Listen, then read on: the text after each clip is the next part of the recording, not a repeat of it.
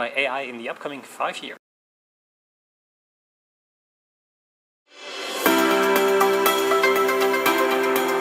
We're here at the FICC 2025, live from Berlin. I'm here with Zhishen Wang.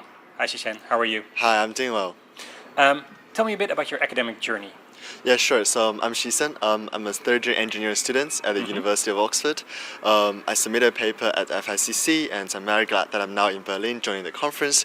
The paper is roughly about using LLM agents to basically automate machine learning, which is actually a large focus of my sort of previous endeavors, where I was working in Microsoft Research Asia for RD agents, which is also sort of trying to use multi-agentic frameworks to automate research and data science. I've also done a couple of similar things in a variety of places, but my sort of focus is on how to, I guess, explore the boundary of systems intelligence and multi-agent frameworks. Okay, tell me about the paper. Great. I guess essentially what I observe is that right now, especially after the burst of, I guess, GPT 3.5, we see that the AI market is boosting, right? And then there are so much changes in the productivity market and everything.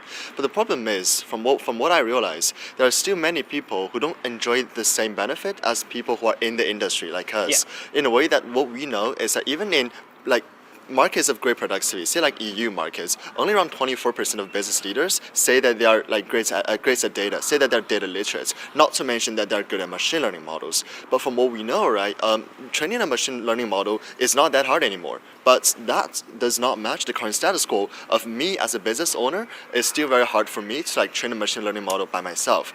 And that sort of constitutes the whole problem of how do we actually bridge the gap between, I guess, this side of good AI market and this side of people who don't enjoy the benefits. And the core methodology that we use is something we coin the term of a text-to-model approach, in a way that if people just express their demand vaguely, saying that, okay, I want to predict something, and then give us the data, we have the whole entire pipeline of variety of agents, starting from data handling to doing like data exploratory analysis, to actually then investigate the model's architecture, build the model, train the model, write the inference code, and then interpret the model, visualize the results, and then tell you exactly how do you use the model and everything from the report to the code, all by just one, basically one like text demand and then one like as file of data. So like this is essentially the methodology that we're presenting here. Okay, so you've wrote a paper. Have you tested it out as well? Yes, we did. So we've done some good case studies, but apart from that, we also tested 10 like lightweight data sets ranging from like car retail sales to like predicting students' performance, etc. That's because the sort of idea that we are giving is that we are not sort of limiting to like the high-end sort of things, that we are like, you know, that focused on how do we build like a fancy model architecture. No, instead what we are focusing and where we are focused at is basically that we have a variety of daily applications, so that it is representative of like I guess the current society of I guess from the day-to-day life, and then what we show is that the model would actually have like an average an MSE, which is basically the error rate of less than a quarter, which means that say if I have like data, right, I have like thousands of rows of predicting the price of a car, and then with what we call as the agent for machine learning, A for ML, now you will have a model that will predict the price of a car within an error rate of 1/4. I know that this is not that good for industries of like high accuracy expectations, but it's definitely a good starting point and shows a lot of potential, because there could be optimizations on the architecture and everything. Is there room for improvement? Definitely, right? So I would say that it mainly comes down to 2 points. One is on stability and hallucination related problems, and that is because what we see now is that although AI agents, they are smart, they also lie a lot in a way that they're smart in a not usual way. So okay, let me just give you an example. There's just one time when the agent needs to actually reevaluate its own model because the model accuracy is not that high. Instead of just showing us the original model accuracy, what it does is that it actually fabricates another small testing result and then does evaluation on that result, so that the accuracy is much higher,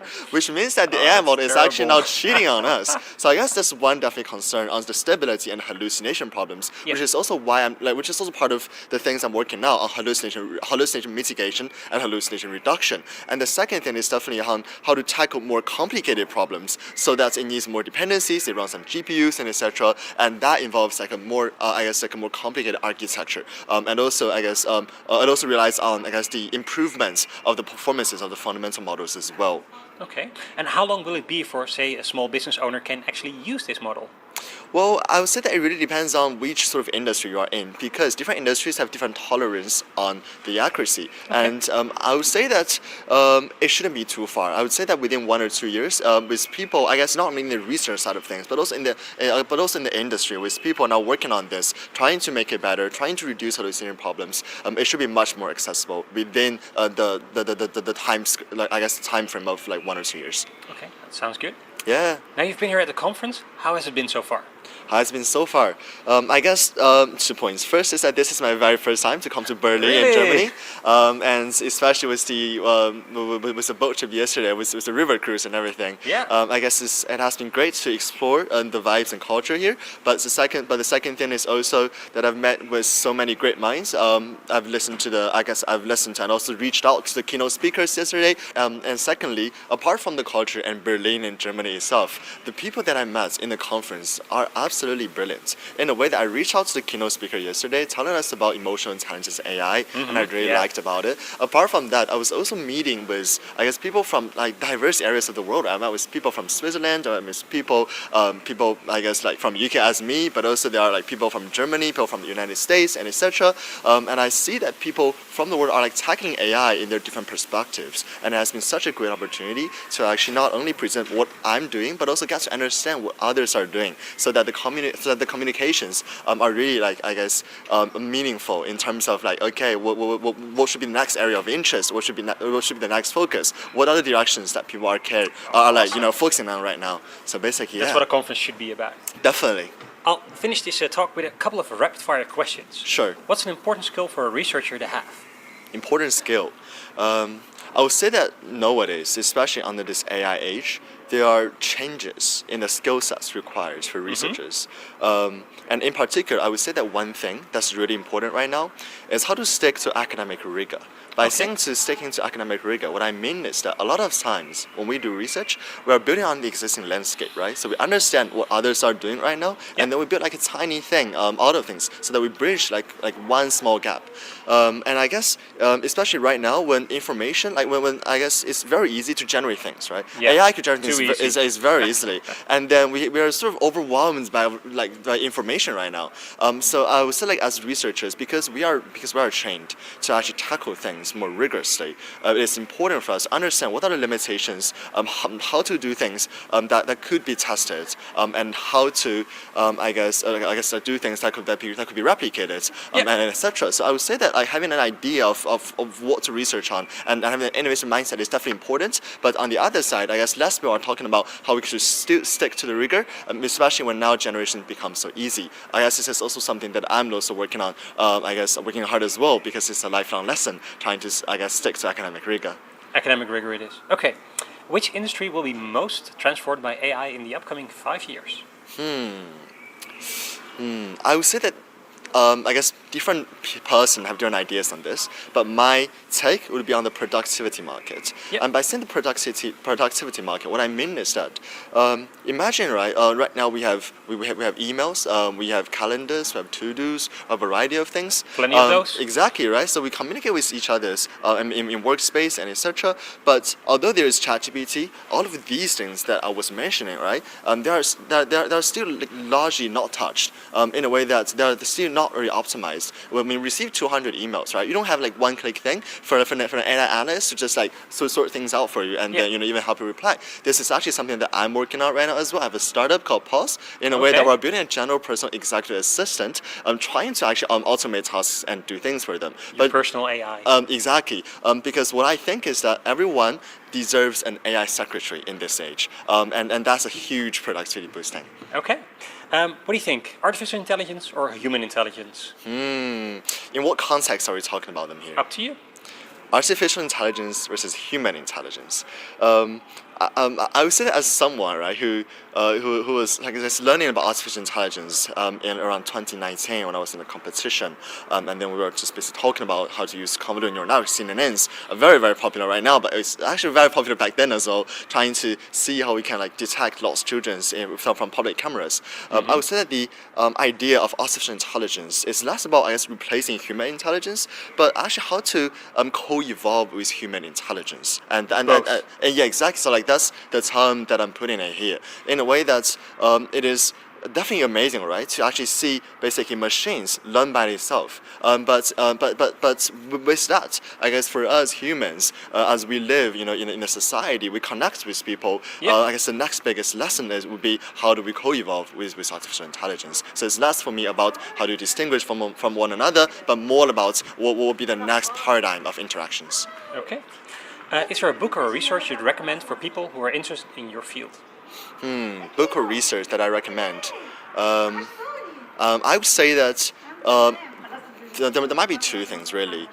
One thing could be the RD agent paper. I mean, it's actually not really a paper, but it's like a project of basically having two agents, one for research and one for development, done in molecular research. Because I was initially involved with it, and I could see the impacts of it. Also having this ideology of like replacing or like automating data science tasks, and I think that is important. But beyond that, I guess especially in the multi-agent field, it's actually less about books, but more about actually seeing the updates from the industry and also from the academy definitely as well. So it's, I guess, good to actually sometimes hearing about some important broadcast and also kept up to date. Exactly, and also like even Twitters, because sometimes a lot of important updates come from them, and etc. Okay, Zhishan, thank you so much for your time and enjoy the rest of the conference. Thank you so much.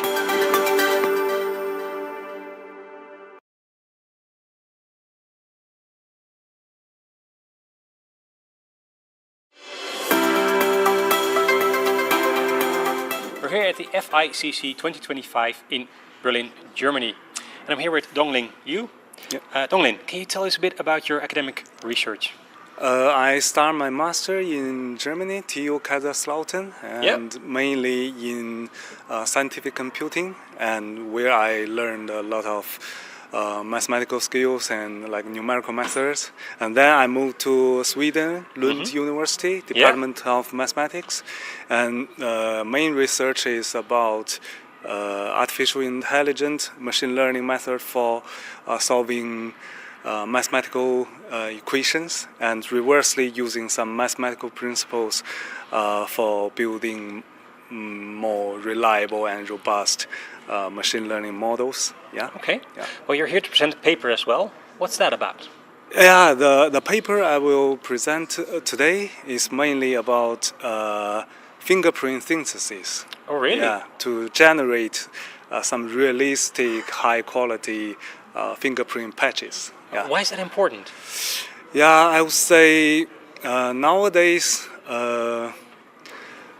using some biometric authentication, like using fingerprint to unlocking phone, it will be I do that part. all the time. Yes, it has been part of everyday life.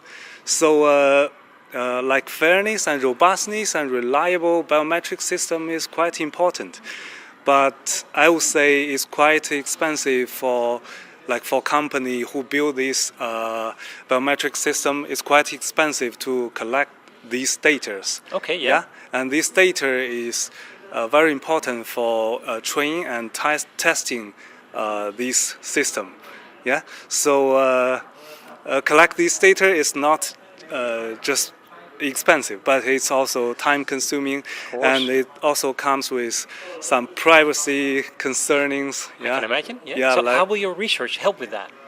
We built the model. Our research is mainly about building some using generative models to generate synthesis fingerprint. So in that case, we don't need take time to collect data, and so in this way also we avoid the regulations in privacy concerns. Makes sense. Did anything come up during your research which you completely didn't expect to have happened? I would say one of the key points that I didn't expect is from when we try to generate some spoof fingerprint, because spoof fingerprint is made by material. Try to using this spoof fingerprint to fool the system. So these data are more difficult to collect because we need main material first and then to make it. At first we thought because the data set is not large, maybe the algorithm doesn't work. But after but it actually the model can really get a key point like the reach of the fingerprint. Yeah, it getting really well, and because of that, maybe our next step for our research will be using such model to generate some very rare images like wet in different conditions, like a wet fingerprint in cold condition, or maybe some damaged fingerprint. Yeah, these are kind of rare in real life. Yeah. And how long do you think till we see a real life application of this? This is already ongoing.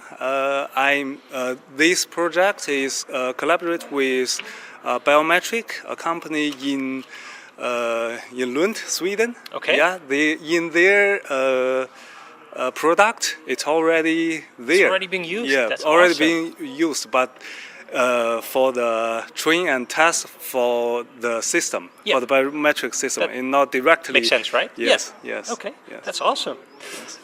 About the conference, how has it been so far? Yeah, I would say it's great. It's organized very well, and the food is amazing. Yeah, that is important, right? Yeah, Let's be honest. Yes, yes. Okay. I'm just going to ask you some quick fire questions, if that's okay? Yeah. So, what's an important skill for a researcher to have? I would say the first thing I would say curiosity. Curiosity? Yeah, and the second thing, never give up. Yeah. Never give up. Yes, So, yes. endurance. Yes, yes. Excellent. Which industry will be most transformed by AI in the next 5 years? That's a big question. But I would like a short answer if you can. Yeah, I'm not sure, but I think it will replace a lot of human work. That like our work, the generated image, you can't recognize it just from human eye. It's real or generated. Sure. You can't. Yeah, so that would be a huge change for the future when we development the system that will accelerate the product really fast, like maybe several times, maybe 10 times than before. Yeah, makes sense. Which one do you choose, AI or human intelligence? Maybe AI. Excellent. AI consciousness, is it possible or impossible? Consciousness? Yeah. Yeah. I think it's possible. Yeah, but okay. I am not sure. Okay. Yeah. What's a big research motivation for you? Yes. Motivation for me, I think the curiosity, like I said. Curiosity. Yeah. That's makes the main. sense. Is there a book or a resource you'd recommend for anybody interested in your field? My main field actually is related to, like I said, my master is numerical method. So anything you'd recommend on that topic? Yeah, so I would say linear algebra, introduction to linear algebra. Introduction, okay. Yeah. And is there any good advice you've ever had which you'd like to share? Keep searching.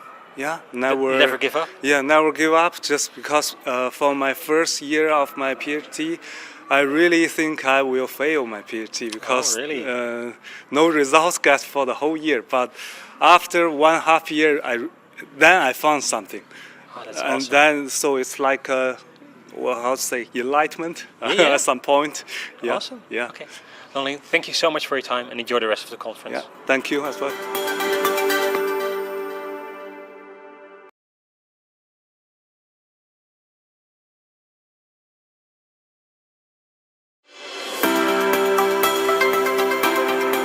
I'm here with Andrea Cioncolini. Andrea, welcome. Thank you. You're a PhD student. Yeah, I'm a PhD student. What are you studying? I'm studying, I'm part from the Department on Information Engineering of the University of Florence. Yeah. I'm studying in the radar field. We are working on US-born radar to perform SAR or interferometric measurements. Okay. This is our goals, our Excellent. field. Now you're here to present a paper as well. What is it about? Okay, one of the problem when we have to use drones to perform this kind of measurement, is the signal to noise ratio. We have to improve as much as possible this feature of the reader. And in this paper, in this presentation, I shown how to increase the signal to noise ratio and the behavior behind the number of active element of the antenna of the MIMO. How do you do that? How do you improve that? How I don't improve. I study also the theoretical analysis behind this reader. Yep. And after that, we experiment these results in a controlled scenario Yep. to confirm the theory. And this is how the goals Did of it this work? week. Yeah. Did it work? Was Yeah, it confirmed? Yeah. Okay, that's Yeah, good. That's Yeah. good. Okay, so how will your research have any practical implication? How will it change things? Okay, using radar on the drones could be used in some application,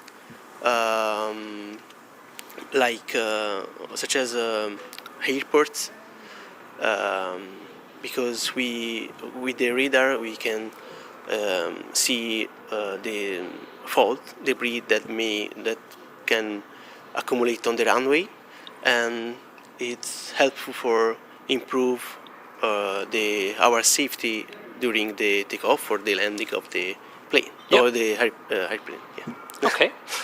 Is there a little known fact about your research that other people might find hard to believe? Probably people don't know that the research could improve our safety in our such as in the airport, or we can use also these technologies for monitoring our environment, such as breach, structures breach, but also landslides. Yeah. And it could be helpful for our safety. And this is important in the future. So you've made the theory, but how long till it can be used like that? The theory that I presented today, it was only for the signal to noise ratio, but we are studying also the other problem in this field, like positioning of the positioning of the drones during the flight, and we are studying also this problem. Okay. When will you see any new results? When? Yeah. Okay. Probably in the next future, because we are studying the. We are developing this system. Yeah. And we are almost concluded the developing, but we are starting with the measurements, and we hope that it works. That in the future. Makes perfect sense. Have you been enjoying the conference? Yeah. This is my first time. Really? Yeah. But I enjoyed the presentation, and stay here with some people interested in this field, in the communication, in the information for the future. I'm just going to ask you some rapid-fire, quick questions. Hopefully you can give me a short answer. What's an important skill for a researcher to have? The curiosity, probably. Yeah. The interesting in the field that you are studying. This is the main important topic because makes perfect sense to me. Yeah. Which industry will be most impacted by AI in the next 5 years? A good question. I don't know, probably because I'm not so expert in this field, but I think that can be improve our research, how we can work in this field. Okay. AI or human intelligence? Human intelligence. Okay. AI conscience, is it possible? Yes, I think. But okay. Yeah, probably. What's a big research motivation for you? For me, it's important for our that the research could be useful for our society, because if it help us for the safety, for example, it's important. So it should be applicable somewhere. Applicable, yeah. Yeah. Awesome. So as a researcher, is there any advice you've ever had which would be good to share here? Have a curiosity, also in this field, because in the information, because it's quite important for the future. Okay. Is there a book or a different resource you would recommend for people who are interested in your field of work? I don't know, because it's quite sectoral in our field, and I don't have any specific book or. They should just read your research. Yeah. Andrea, thanks so much and enjoy the rest of the conference. Thank you so much for this interview.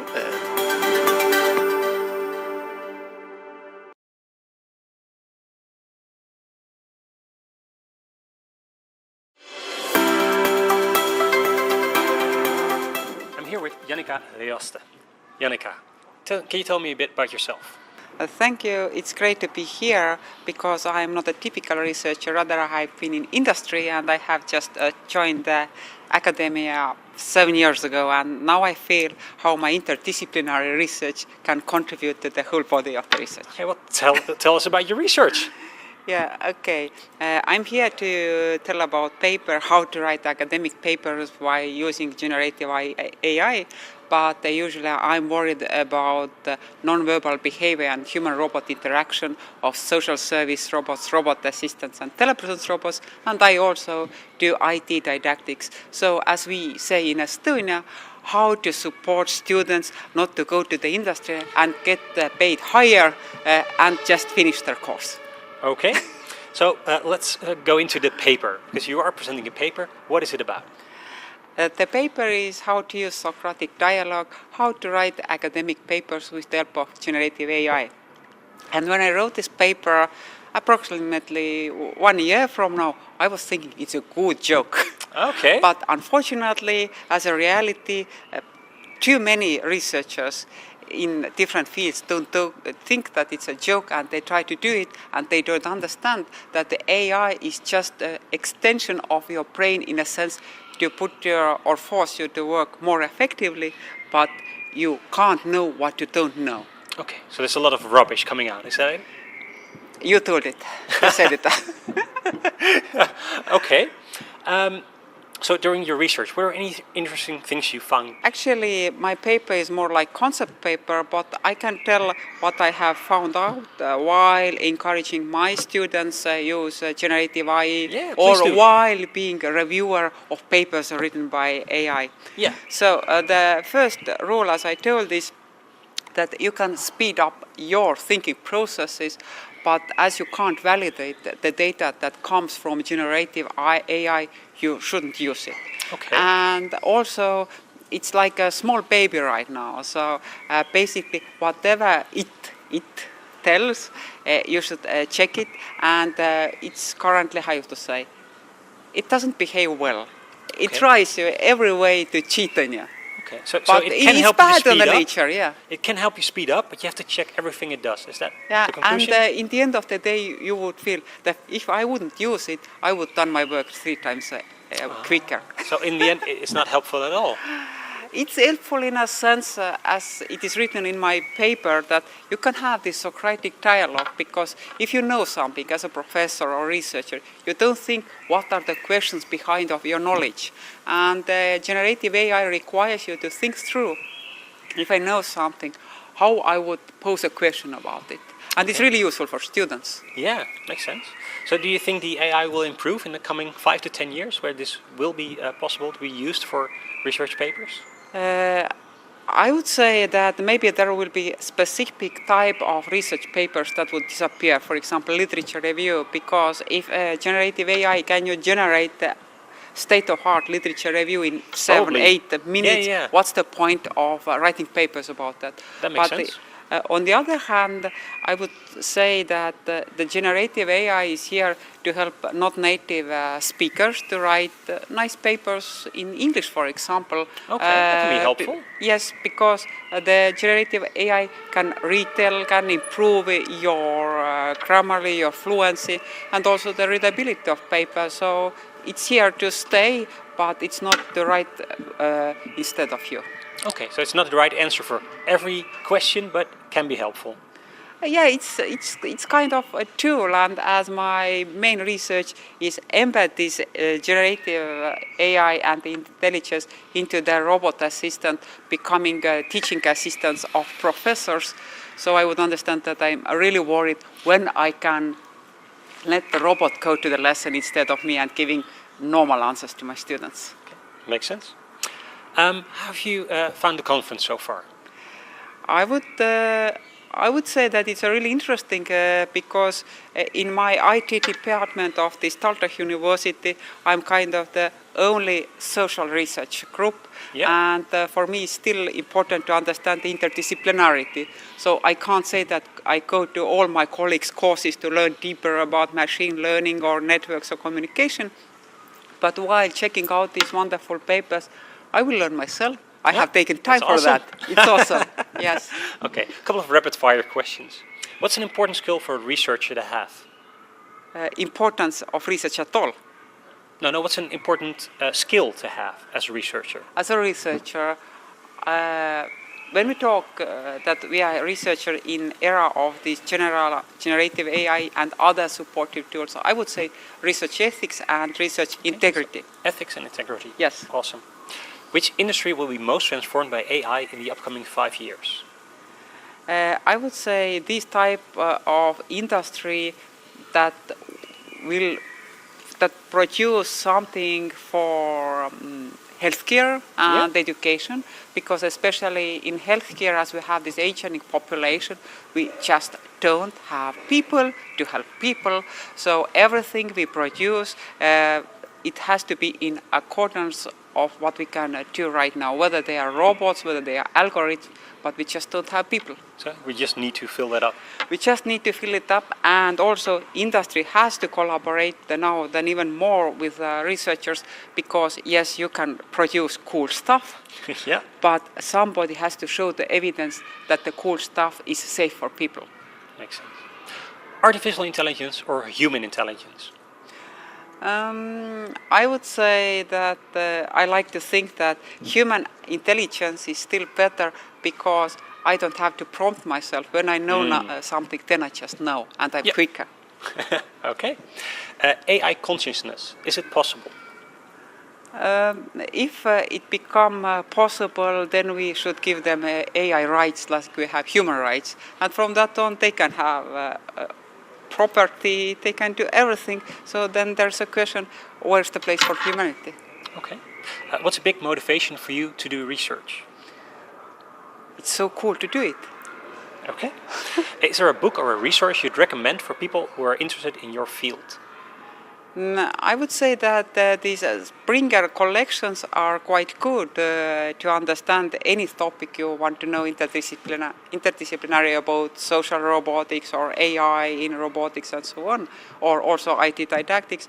But I would suggest right now just to visit conferences, because waiting for the research paper coming out 1 year or even more, that's not sufficient. It's a light speed we are moving right now here in our research field. Just visit conferences like this one. Excellent.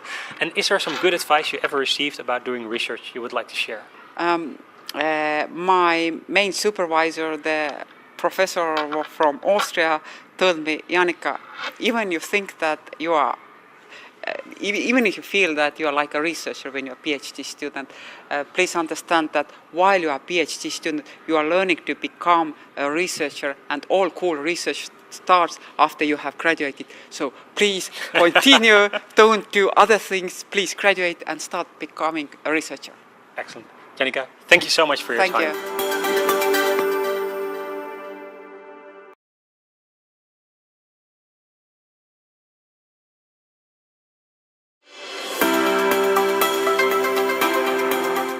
Here live at the FICC 2025, live from Berlin. I'm here with Dang Thoi Van. Welcome. Thank you for inviting me for this dialogue. Of course. Can you tell us a bit about your academic journey? So I started my research during my graduate study. Since then, I keep working on this topic, acoustic recognition. Okay. You wrote a paper as well? Yes, certainly. Tell me about it.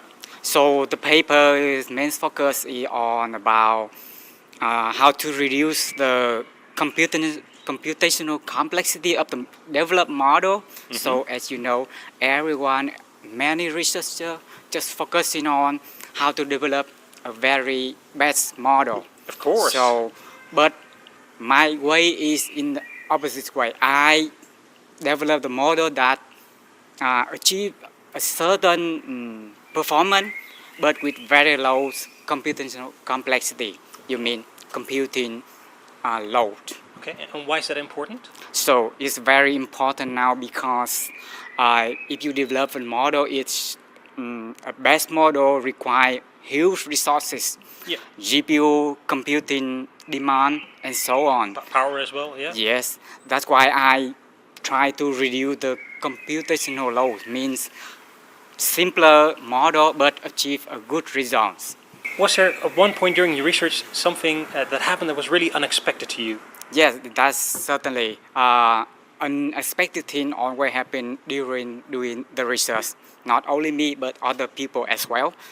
Because many people will develop a method, a way that is somebody already developed somewhere else. Okay. So that's not really a disappointment in research, but a real challenge. That is the chance for researcher to improve that developed method better and further more efficiency. And did you manage to do that? Yes, we supposed to do that because we are not competing each other as a researcher, but we develop knowledge because of the humankind, you know. Oh, that's good. Yeah. Yeah, excellent. So what will your next research be about? My next research will be focusing on more the application of my developed methods in many fields. For example, in medical, we can develop a model that very simple to diagnose the lung cancer by detecting the cough. Okay. Wow. We can apply in industry to diagnose the machine whether it's operating in normal condition or there is damage in the machine. So it's widely. Wow. So that should lead to some good results, I suppose. Yes. Awesome. I guess so. Okay. How do you find the conference so far? The conference is the very reputable conference. Is known for many researchers, and I see the people here, the researcher as well as the professor also come from US, many of them, and across Europe. I met Kira, a PhD student from University of Illinois Urbana-Champaign. Is a top ranked university about computer science. Yeah. So it's well known. That's why I attended this conference to learn about the new topic and from my colleagues, from other researchers. That's great. I'm just going to ask you some rapid fire questions. What's an important skill for a researcher to have? Yes, the most important skill is critical thinking. Yeah. You have to think to not to understand the topic, but how to develop the knowledge in a effective way. Yeah. So that is the Critical top skill. thinking. Yep. Yeah. Which industry will be most transformed by AI in the next 5 years? In the next 5 years, industry, there are many business model as well as industry domain employ the AI already. For example, in the education, in robotics, but in the next 5 years, maybe in IoT, in industrial industry, or in medical. There's a huge You're working on that potential. as well. Yes. Yeah, of course. Artificial intelligence or human intelligence? Both are same in my opinion because human intelligence develop artificial intelligence just belong to human being. Okay. Is AI consciousness possible? It's still the very big question mark for research community. Yeah. So I will not reveal this until now. Fair enough. What's a big research motivation for you? The big research motivation, so as many as researchers also have, is that the motivation to develop the knowledge, the foundation knowledge that revolutionize the industry, the business model, as well as have humankind develop further and live better. That's the motivation. That's awesome. Is there a book or a resource you'd recommend for people who are interested in your field? So in my field, there is certainly a number of research papers that you can look into. For example, the research about short-time Fourier transform, continuous Weyl transform, and incorporating with deep learning. So just the feature extractor itself does not have much, but with help of the deep learning and machine learning, it can develop the model and the method better as what I'm doing. Okay. Is there some good advice you ever had as a researcher, which would be good to share here as well? So because I'm not really have so many experience in research, but I have some kind of advice that you should try yourself very hard, work very hard. It's always so good advice. 90% is working hard, and 1% is about your how you smart. Okay. Yeah. Yeah, makes sense to me. Working hard. Yeah. With that, thank you so much for your time and have a great rest of the conference. Thank you for inviting to this dialogue. And my current research is that application in the industry, medical, that will have other developed countries such as Germany, specifically, or Europe, or even US, in competing with the other country who develop the artificial intelligence model that's cheaper. Yep. Yeah, that's the best reason of my study. Sounds good. Good luck with that. Yeah, thank you so much.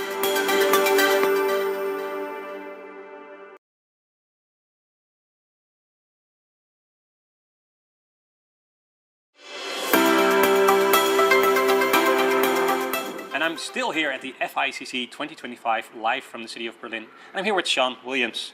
Sean, welcome.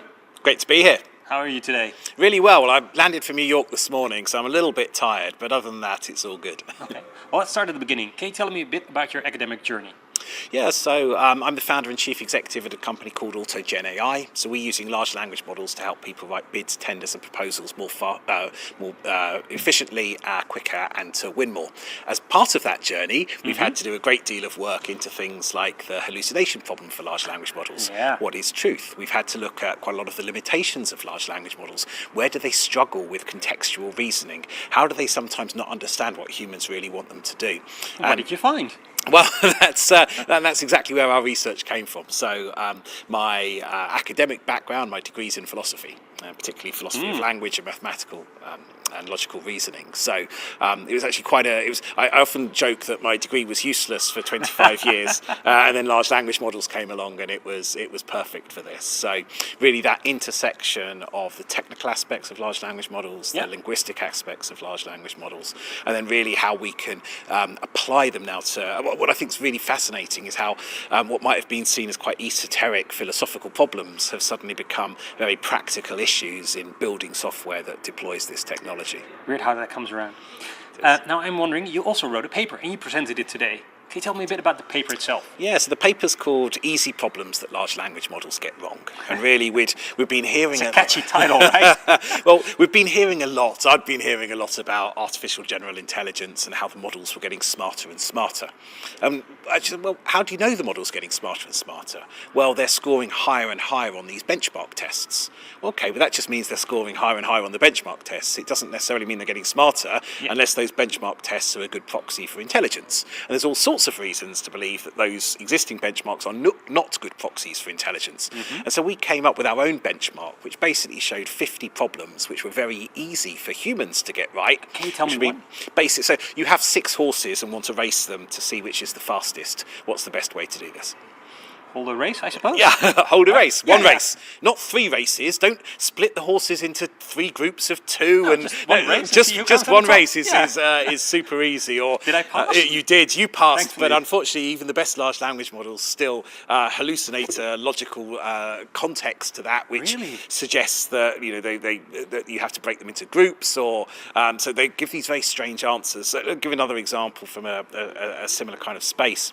You've got a 5-gallon jug, a 4-gallon jug, and a 10-gallon jug, Yeah. and you want to measure exactly 5 gallons. What's the best way of doing this? Okay. Again, What does AI do? Again, the AI will come up with some sort of weird way of using the jugs to come up with a mathematically correct answer. But of course, a human quite easily gets to, we'll just use the 5-gallon jug and measure it there. So we've actually also got a website which you can find and which we can no doubt link to, which allows you to take all 50 of the questions and then compare yourself to the latest large language models from Google, from OpenAI, from Cohere. What's the from website, Anthropic. just for reference? The website is www.llm-quiz.com. Okay, people can go there if they want to test themselves against the AI. They can go there, they can see the questions and test against them. And of course, what we've seen is the model's now getting smarter and they are able to pass the benchmark, more able to. So a human still gets about 85 to 90% of the questions right, and the best models are now getting 60 to 65. But that's twice as many. That's twice as many as they were getting when we wrote the paper. But of course, one of the reasons for that is, of course, all the model providers are now testing their models on our Based on the benchmark. paper. Yeah. So there's always this arms race of this. A lot of the model providers get significant levels of funding based on their performance against these benchmarks. Yeah. So you have to keep coming up with novel questions, because really it's the novel questions that truly test these models' capabilities. Because they don't have the predictability to do that. Exactly right. Is there anything you found you didn't expect at the start of the research? Do you know, there were a whole host of questions that I thought the large language models would struggle with, which they don't. And actually, so let me give you an example which isn't in our paper, but I think is a show of how far the models have come in terms of reasoning. I like Dungeons and Dragons. In modern Dungeons and Dragons, you have something called rolling at disadvantage, as you will know. So if you roll 2 20-sided dice, you have to take the number on the lower of the 2 dice. And so I thought, well, actually, what then is the average roll on 2 20-sided dice at disadvantage? And I wasn't sure that a large language model would be able to reason to this, and actually they now very easily get to the answer 7.25 and can give you the right chain of reasoning to get there. There's a joke I like about a logic professor, which none of the early a year and a half ago, large language models didn't understand this joke at all when you asked them to explain it. So I'm not claiming it's massively funny. It's a sort of philosophical, kind of logic professor joke. So you've got a logic professor standing in front of their class, and they say, natural language is different to the way that sort of formal logic is interpreted. For example, in natural language, a double negative can either reinforce the negative or it can be a positive. So that's not the case, or that's not the case. In logic, of course, then the not, it would be 2 negatives would be a positive. He said, but of course, with positives, like in logic, they always reinforce. And somebody at the back of the class goes, yeah. So it would be if you asked large language models a year and a half ago why that joke was funny, it would give you an explanation, but the explanation would be totally rubbish. Wrong. Whereas actually now, so again, that surprises me that large language models have come on so much that they can really understand some of that nuance of language. Okay. With that being said, and your paper being done now, what's the next thing you're working on? So, look, we are unashamedly a commercial organisation, and James, my co-author, and myself, we're commercial beings. So we're really interested in where are the problems that have real-world pressing applications, and so that remains in contextual reasoning domains. So, how do you give large language models enough context so that they actually understand the problem? Because so much, it turns out, in philosophy of language, in in kind of actually, if you think about an intern into a business, that the reason the intern is not as good as someone who's been there for 10 years is not necessarily, often the case, not that they're any less smart than the person who's, in fact, they might be smarter than the person who's been there for 10 years, but they just definitely. know yes. They know less. Is You've got to give this a layer of context. So that's where we think there's a massive amount of work to be done in terms of giving large language models context in specific domains to allow them to better perform. Okay. Now, I know you've only arrived this morning, but how's the conference been so far? Fantastic. So really enjoyed it. So a really wonderful set of presentations. There was a talk just after hours on some of the philosophical implications of large language models, which I hadn't seen the paper before, but it was absolutely fascinating, and really people thinking about problems in a similar space to us. So it's always great to see what other people are doing there and learn from. So it's really fantastic. Great to hear. I've got some rapid fire questions. I'm looking for a short answer, or maybe even one word. Okay, well, I a bit like sort of 4.0, I find it quite hard to give short answers, but I will try. We'll see. What's an important skill for a researcher to have? Curiosity. Which industry will be most transformed by AI in the upcoming 5 years? All of them. Anything that involves reading and writing, which is a lot of industries. Most, okay. Artificial intelligence or human intelligence? Both. AI consciousness, is it possible? No. What's a big research motivation for you? Helping, so as I say, we're a commercial organisation supporting our customers to run better businesses and grow faster. Okay. Is there a book or a resource you recommend for people interested in your field? Apart, of course, from the website we already mentioned. Wittgenstein's Philosophical Investigations. Oh, wow. Okay, well, what is that? Wittgenstein, probably the most important philosopher of language of the 20th century. If you read what Wittgenstein said about context and about language games, it foreshadows really so much of what we're doing with large language models, and so much of the most interesting questions around what is truth, what does it mean to be linguistically correct. So when we look at things like benchmarks, what is it to do language well? These were problems that Wittgenstein was really fascinated by. Okay. Is there any advice you ever had as a researcher which would be good to share with others as well? Look, I already said I think the most important skill is curiosity. The second one might be tenacity, so keeping on going. Okay, Sean, thank you so much for the time. An absolute pleasure.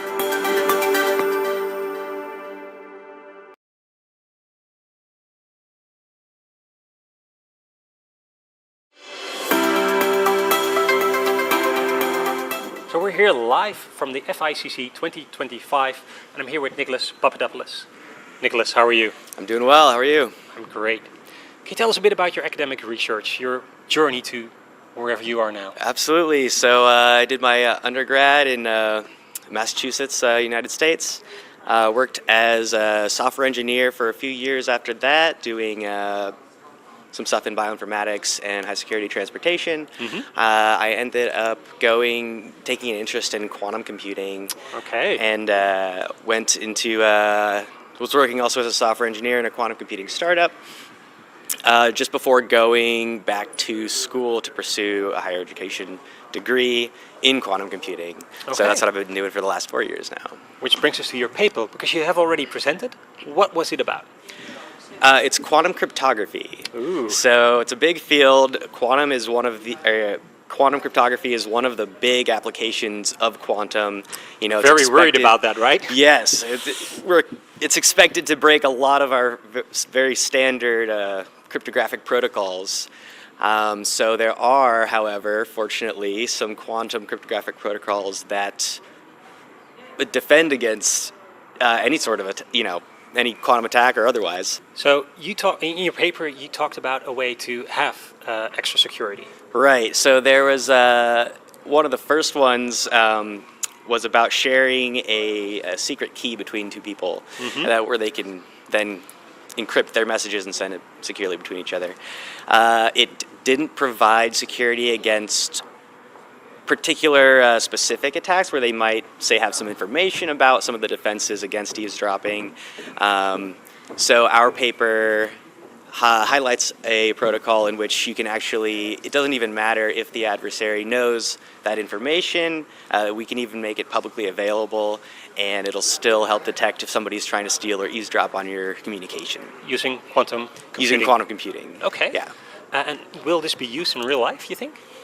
I I would certainly think so. Yeah, I mean, as quantum computers develop and become more advanced, we're going to need some higher security, and we'll likely be leveraging quantum properties in doing that. Okay. And how far do you think this is away? I mean, will it take 5 years, 10 years, more? Yeah. less? The big question, huh? It's in my opinion, anyone's guess. It depends on what level. Some people have claimed already quantum supremacy, and it's debatable whether they've achieved any sort of quantum supremacy that's actually useful in any way. So the question then becomes, when are they going to have a useful problem that they can solve better than classical computers? Yeah. Or when can they actually solve, like, say, break cryptography, which would be a huge problem. Yeah. So it's still a bit of a weird field, to be honest, right? yeah, it's still quite new, I would say.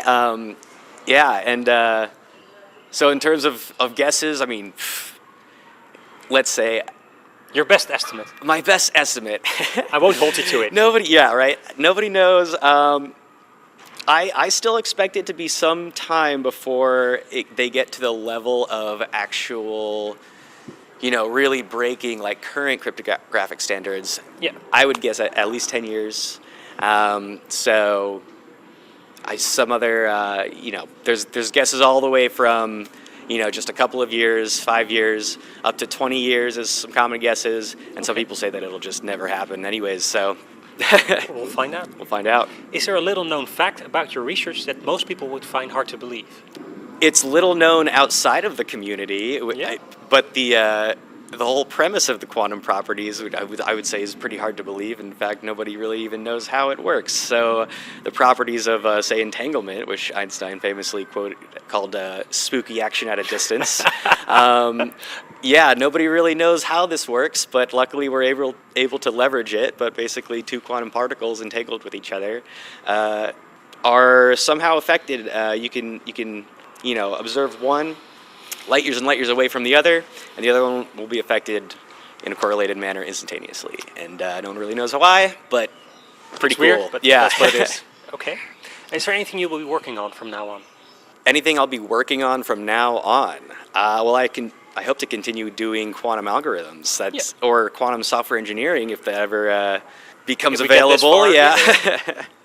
Okay, makes sense. About the conference, how was your experience so far? Conference has been great so far. Very well organized, super interesting talks. Everybody's got great papers. I had a great time. We had a couple of keynotes as well. How were those? Yeah, absolutely, they were great. I mean, super interesting topics, very well spoken and very well put together. Awesome. Will you be joining us on a boat tour tonight? I certainly will. I'm looking forward to it. Awesome. I've got a couple of quick rapid-fire questions, so just give me a brief answer, short sentence or one word, always fine. What's an important skill for a researcher to have? Curiosity. Which industry will be most impacted by AI in the upcoming 5 years? Tech. Yeah. AI or human intelligence? What about them? Which one do you prefer? Which one do I prefer? Human intelligence. I mean, supplemented by AI. Is AI consciousness possible? I would say no. Not true consciousness, but maybe replicative. Okay. What's a big research motivation for you? Curiosity. Yep. Is there a book or research you could recommend somebody who's interested in your field? Well, Nielsen and Chuang is the big work. I still refer to it all the time. I think it's it's got all the good information in it, and it's good for however long you're working in the field. So, during your research, did you receive any advice that would be good to share with other people as well? Just to keep pursuing what you're interested in, and you'll have ups and downs as everyone does, but you stick with it, and you'll be able to make it. Okay, Nicholas, thanks so much for your time, and enjoy the rest of the conference. Thank you very much.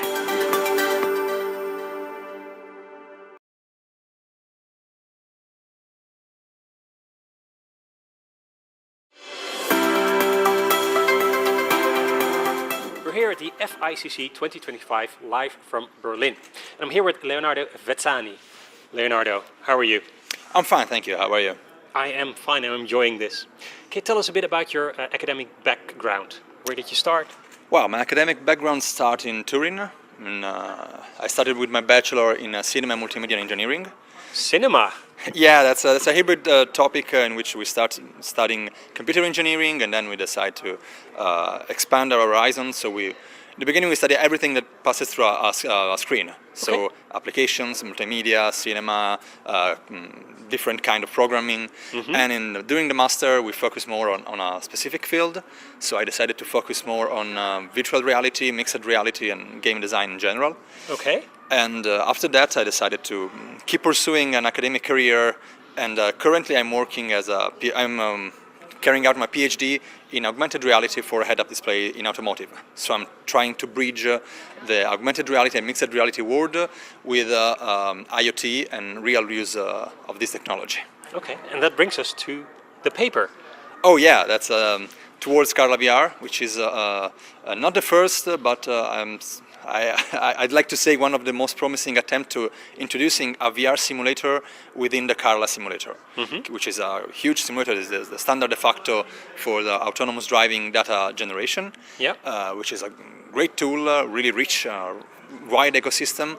And we're trying to add an immersive feature so that researcher can use the same tool they use for autonomous driving to test human AI interfaces. Why is that important? Well, it is really important for several reasons.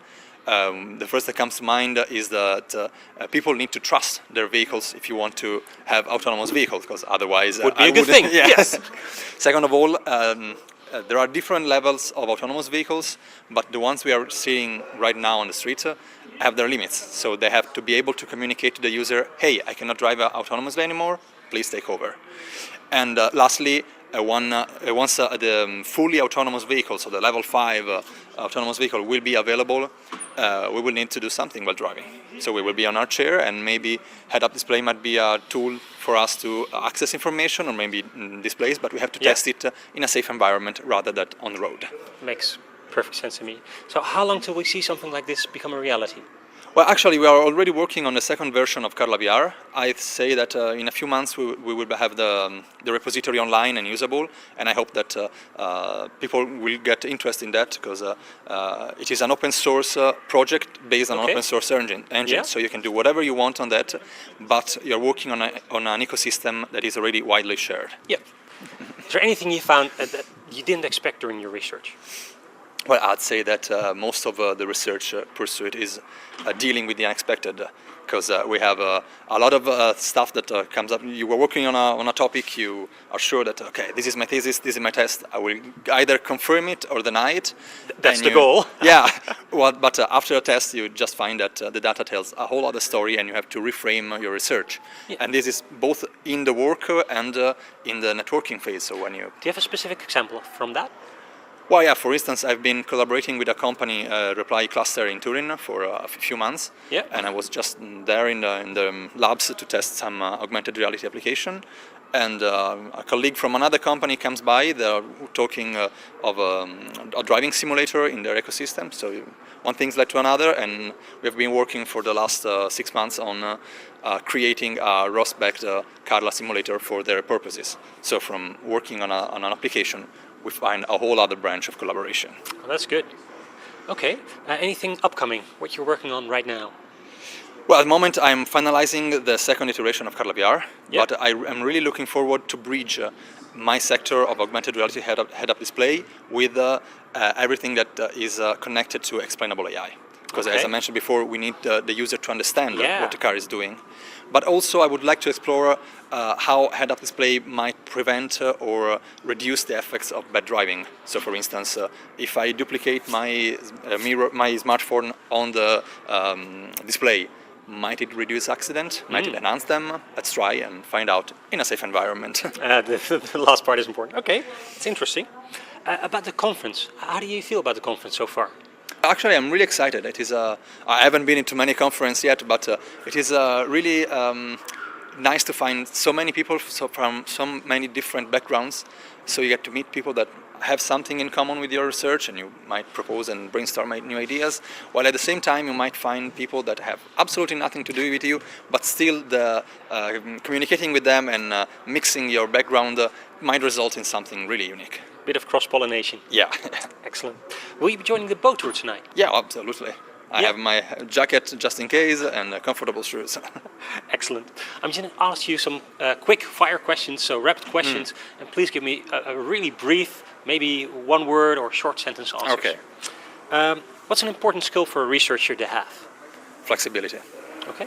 Which industry will be most transformed by AI in the upcoming 5 years? Well, it's hard to not mention one.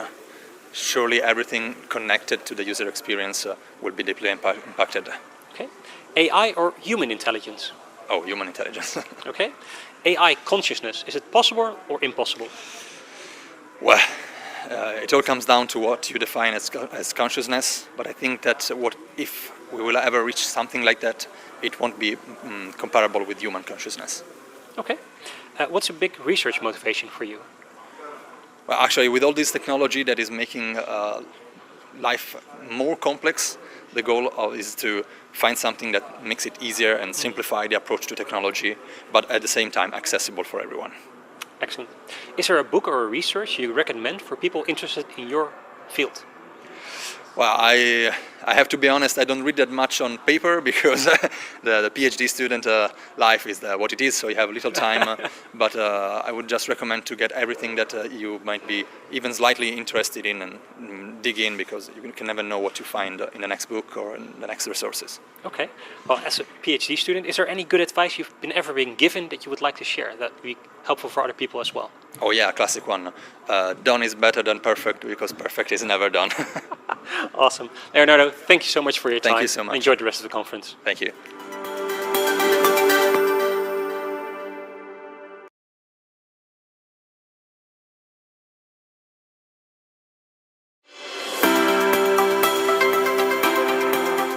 Okay, I'm here with Debre Kennedy Mayo.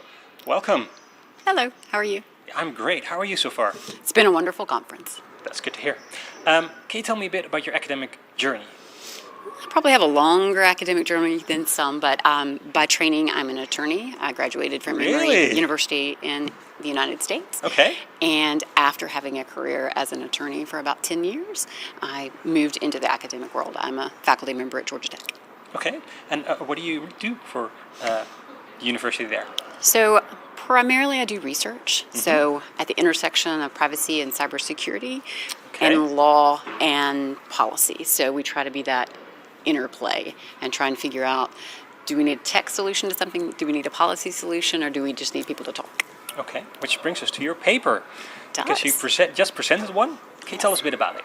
So I have a co-author, Jake Gord, and he and I work together at Georgia Tech. Yeah. And we do a lot, again, in the privacy space, but we really realized that for models, so AI models, that there was something that currently existed called a model card that was some transparency, but it didn't include some of the things that today we would talk about. Today we would talk about risk environment and risk management and trustworthiness. And so we've incorporated these ideas, and what we've hoped to do is to change a model card from something that was just outward facing and oftentimes B2B to something that was internally facing. So everybody in the company would be thinking about ethical issues from a practical standpoint and trying to help answer the questions of trustworthiness and risk management. Why is that important? I think today, even in this conference, we've heard people say, hey, I'm doing research related to emotional AI and how we can capture the information, but I'm a technical person.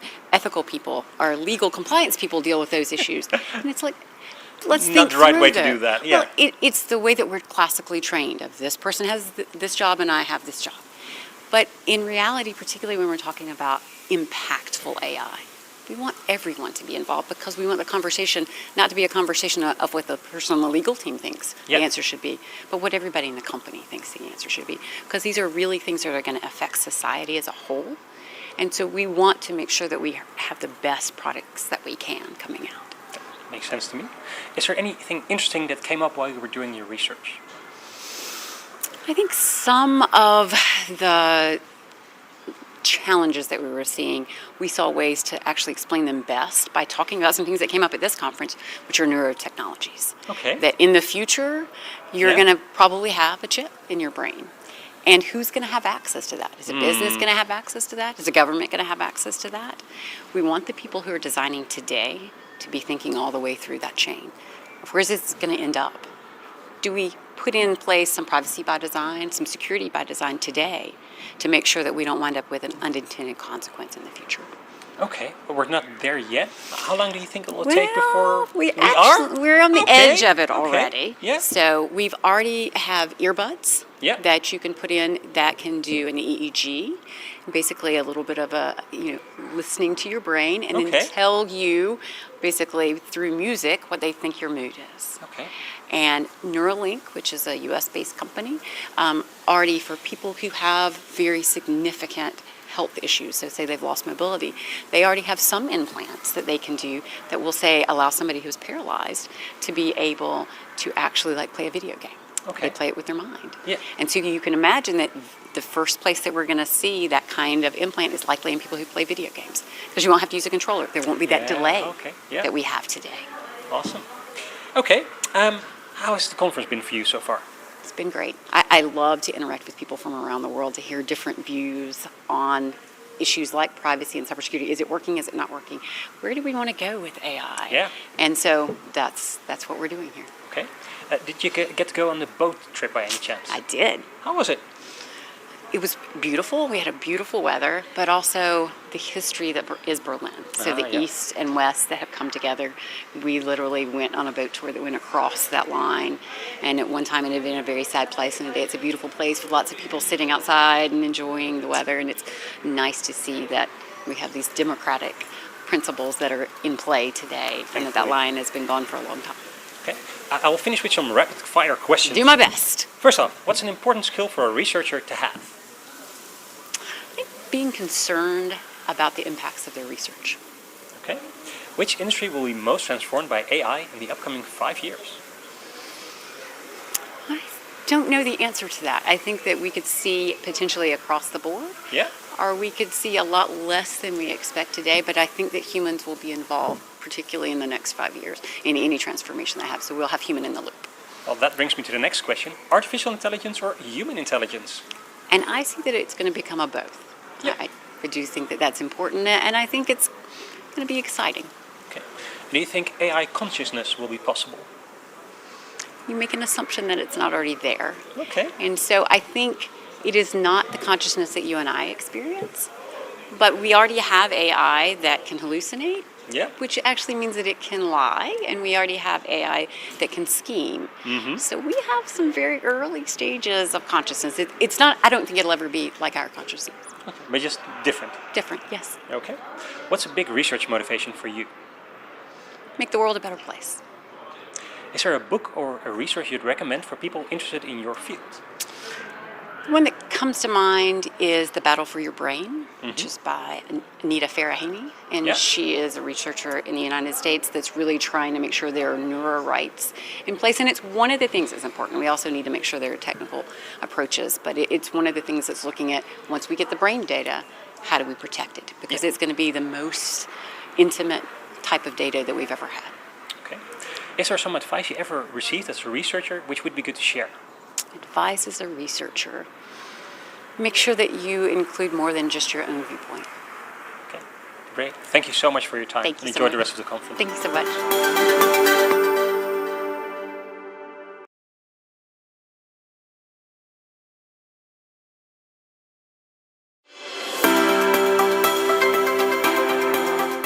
I'm here live at the FICC 2025, live from Berlin. I'm here with Javier Naranjo. Javier, welcome. Thank you so much. How are you? Fine, thank you. Can you tell us a bit about your academic journey so far? Yes, I am a telecommunication engineer from the Polytechnical University of Valencia in Spain. Yeah. When I finished my master's degree, I joined a startup where I started working with machine listening solutions. That is the capability of creating AI algorithms that are able to extract relevant information from audio data, non-speech audio data. We say it environmental, industrial audio data. We were trying to create a smart home system for deaf people, and that's the research I have been carrying out. I joined the Technological Institute of Informatics in Valencia in 2021, and I'm since then working in these technologies. Okay. Can you tell us about the paper? Yes, we designed an active learning model that is an active learning model tries to select in an intelligent manner samples that have to be labeled by humans. We had a use of case in the port of Valencia where we deployed seven recording nodes that were recording more or less 24/7. So we ended up after 1 year with 5 million audios, and we had to label that. So it was impossible, of course. So we designed a strategy in order to select the most relevant ones. Okay. And why is that research important? Because I think nowadays the audio domain is not explored as visual, speech, etc. Yeah. So first of all, in this domain we need audio databases. We have some audio databases that are public, but are not huge enough as image. You want to expand that database? Yeah, of course. That's the main goal. Makes sense to me.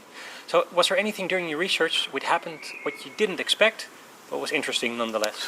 What as I said, in other domains, the researcher has only to focus on the artificial intelligence solution, but that's not the case in our domain when we first have to take care about the data because we don't have enough data. Having done this research, how will this change the world?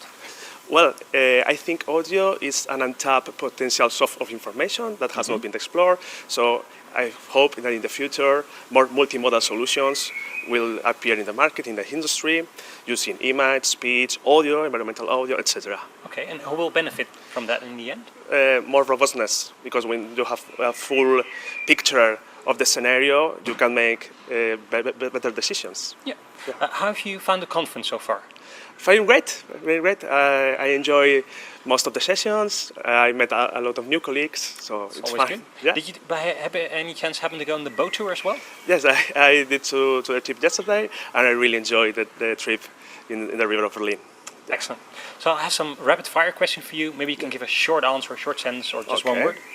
What's an important skill for a researcher to have? I would say the intention to novelty, be aware of novelty, novel solutions. Yeah. Which industry will be most transformed by AI in the upcoming 5 years? I hope in industry,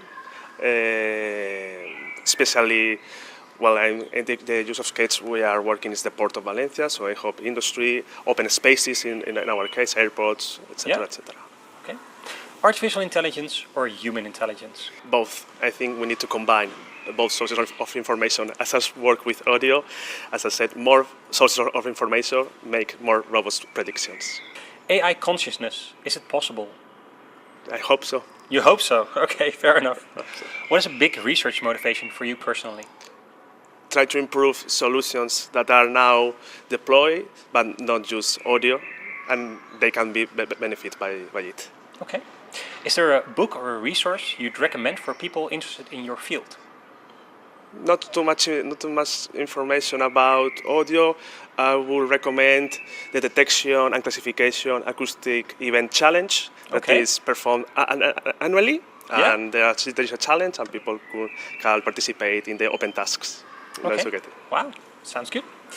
Finally, is there any good advice you ever had as a researcher which might be worthwhile to share here? Just try to improve your solution. Always. Thank you so much for your time. Thank you.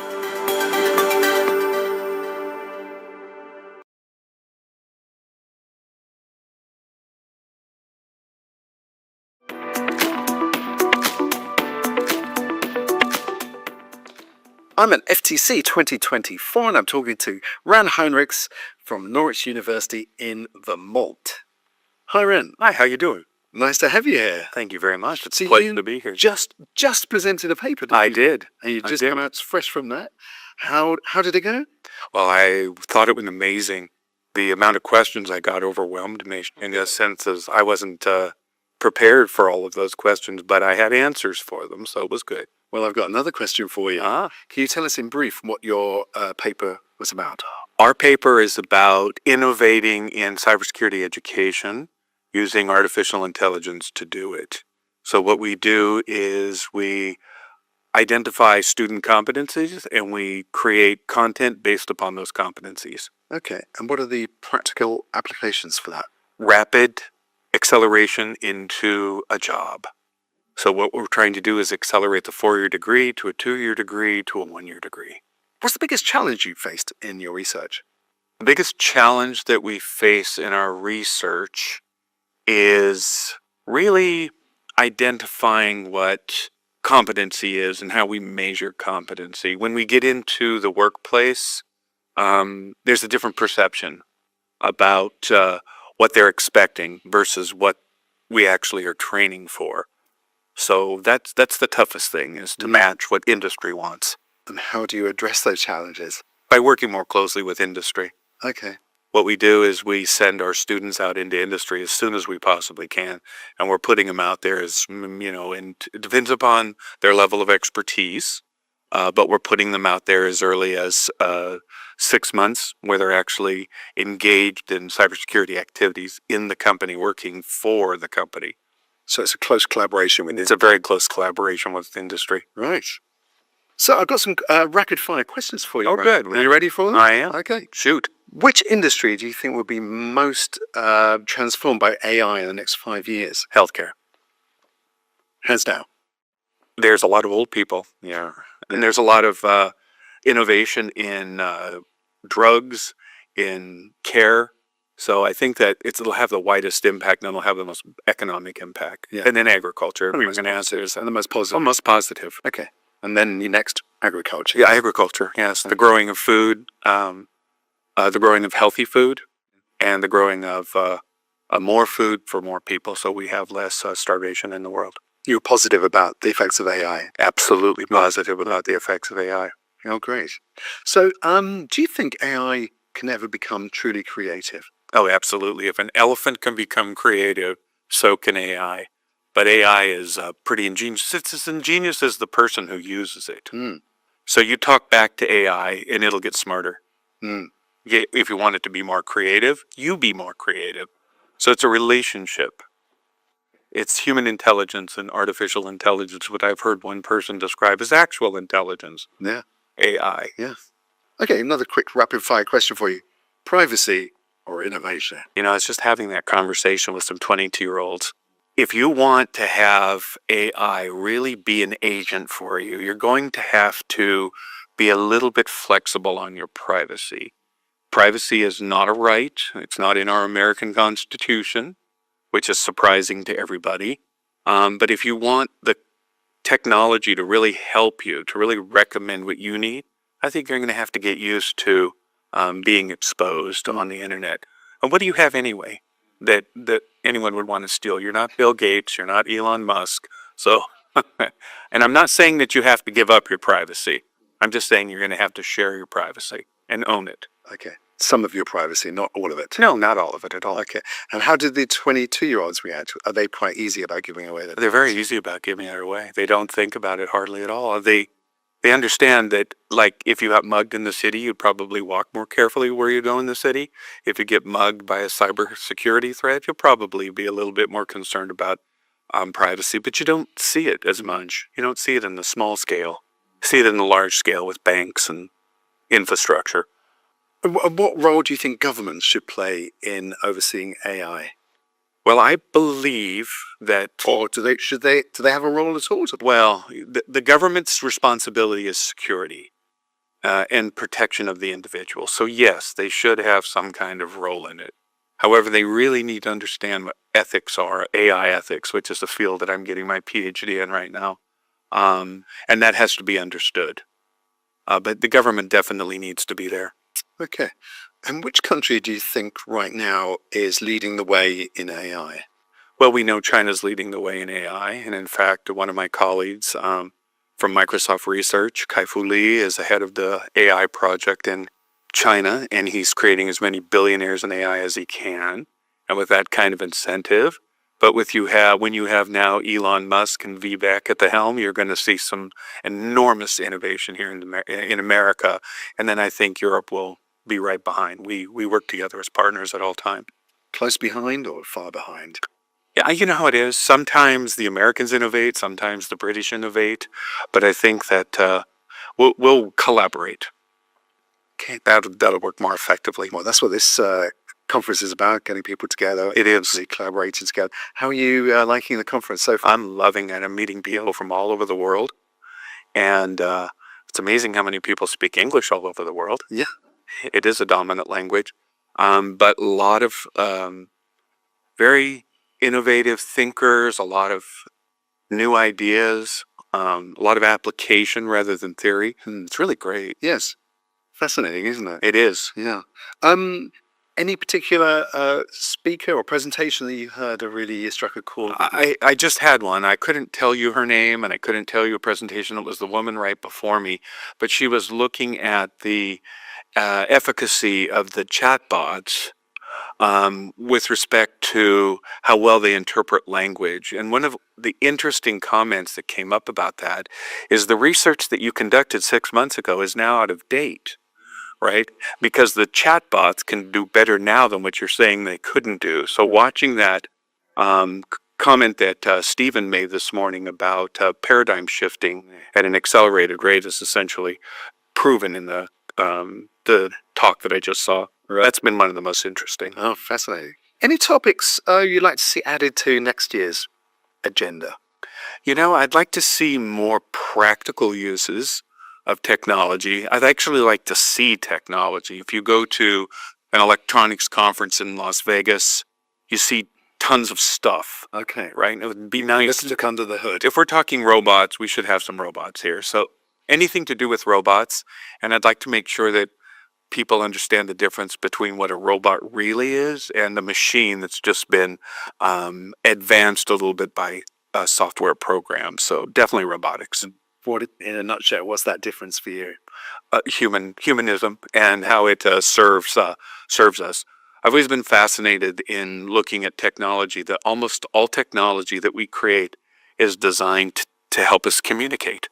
So we want to see technology that improves our communication and helps us have better relationships. And will you be coming back to the conference next year? Oh, you know I'll be coming back to the conference next year. Fantastic. I hope you do. And will you be going on the bus tour tonight? I'm definitely going on the bus tour, and my son, who came with me for his first time in Europe, is very excited about it. Well, enjoy your tour of London. Well, it was a pleasure talking to you. Thank you very much.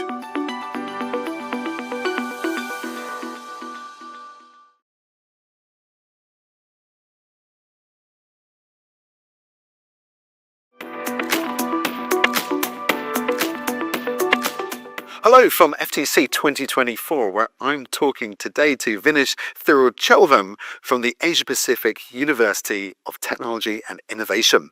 Hello, Vinesh. Hi, nice to meet you. Nice to have you here. I'm happy and very happy to be here.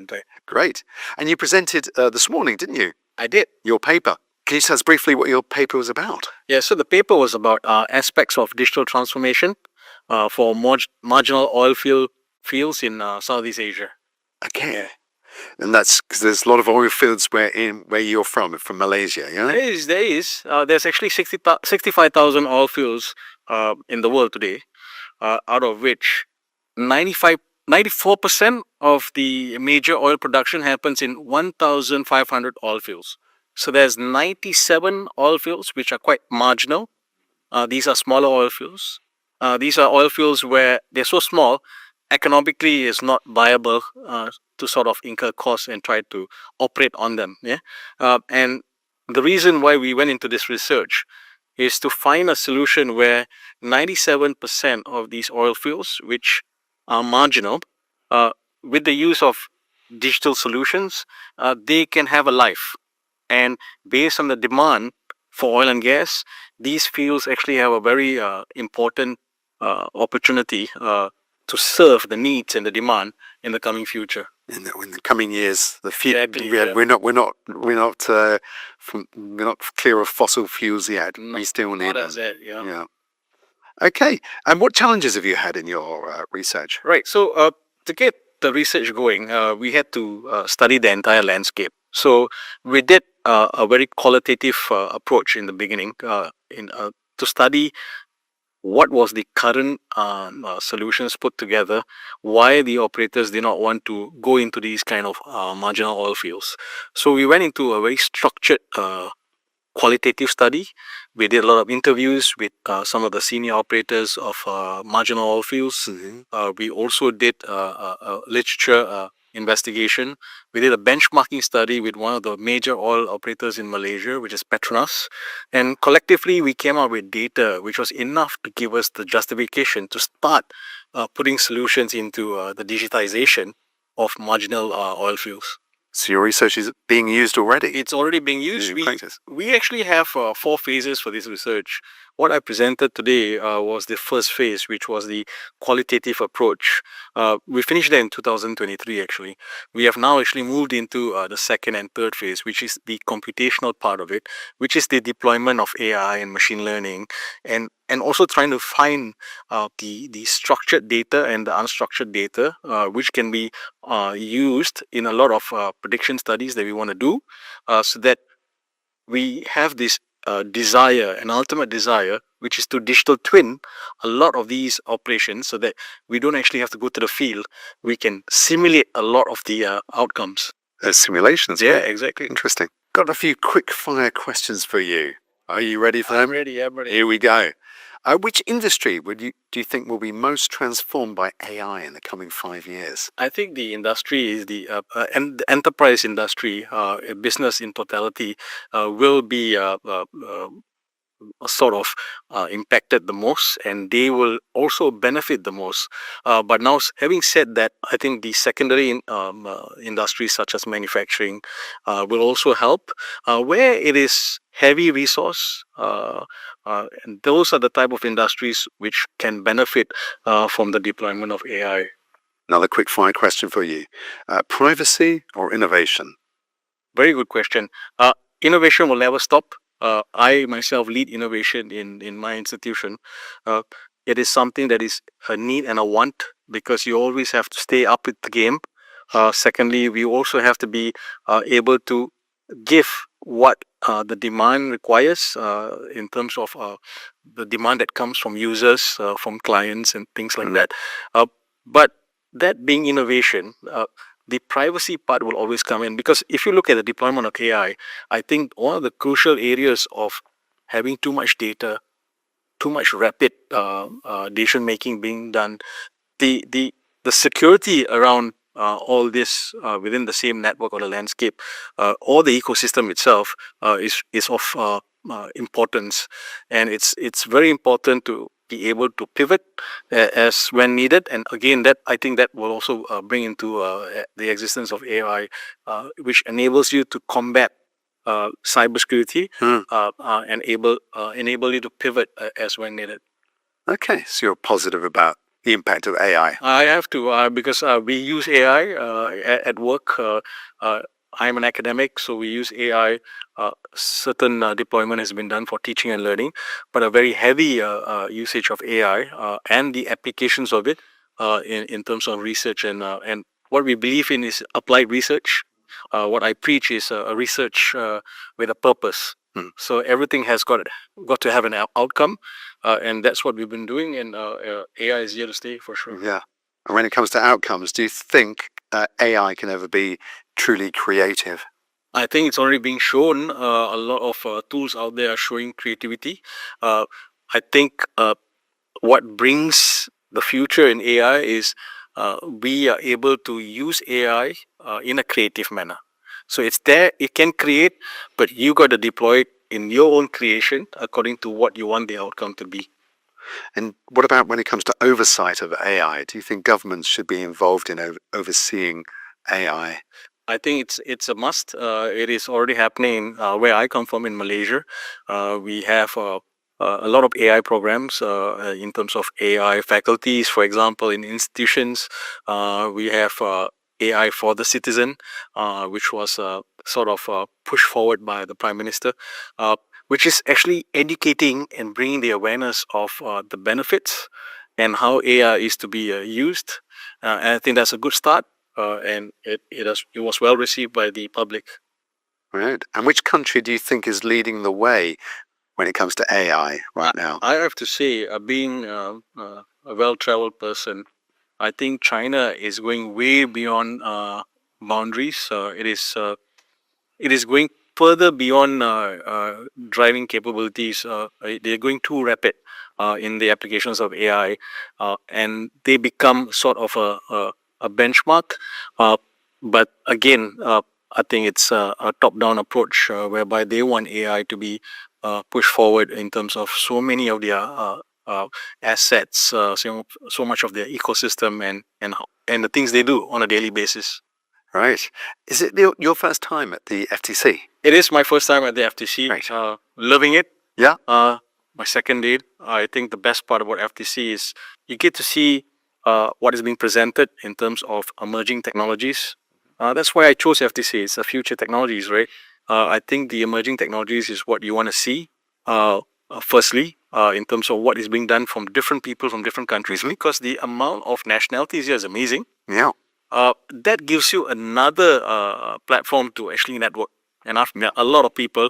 I think over the last 2 days, I've met more than 10 people. I think there's more. Probably more. I've seen you chatting with everybody. Exactly. And it was very interesting to see what they are doing and the similarities. So as soon as you talk to someone, you network, and you find something which has a similar frequency, you already connected. You go beyond connection. Yeah. And I think that's already happening. I had a few this morning as well, and last night as well. I had the bus tour last night. It was wonderful. You enjoyed that? Yeah. That was a very social thing that allowed me to even talk more with some of these other participants of the conference. Well, I had a lot of time to talk because you're stuck in a traffic jam. Exactly. You're stuck in a traffic jam. And it was dark, so we could not see much from the bus, only when we got down. But then it allowed me to mingle and mix with the others. And I think what FTC has brought is brought a world together. Yeah. And so many people from so many different countries. Yeah. I think it's the beauty of it. Yeah. Fantastic. And will you be coming to the FTC 2025? I've already asked where it's going to be. In Munich. And Munich and Berlin. Asked which dates is it? Right, same time, and I was told Munich. Yeah, so rest assured, if I have enough information to share and put a paper together, I will be at FTC 2025. Perfect. I hope to see you then. Thank you. Thank you, Vinesh. Cheers. Thank you.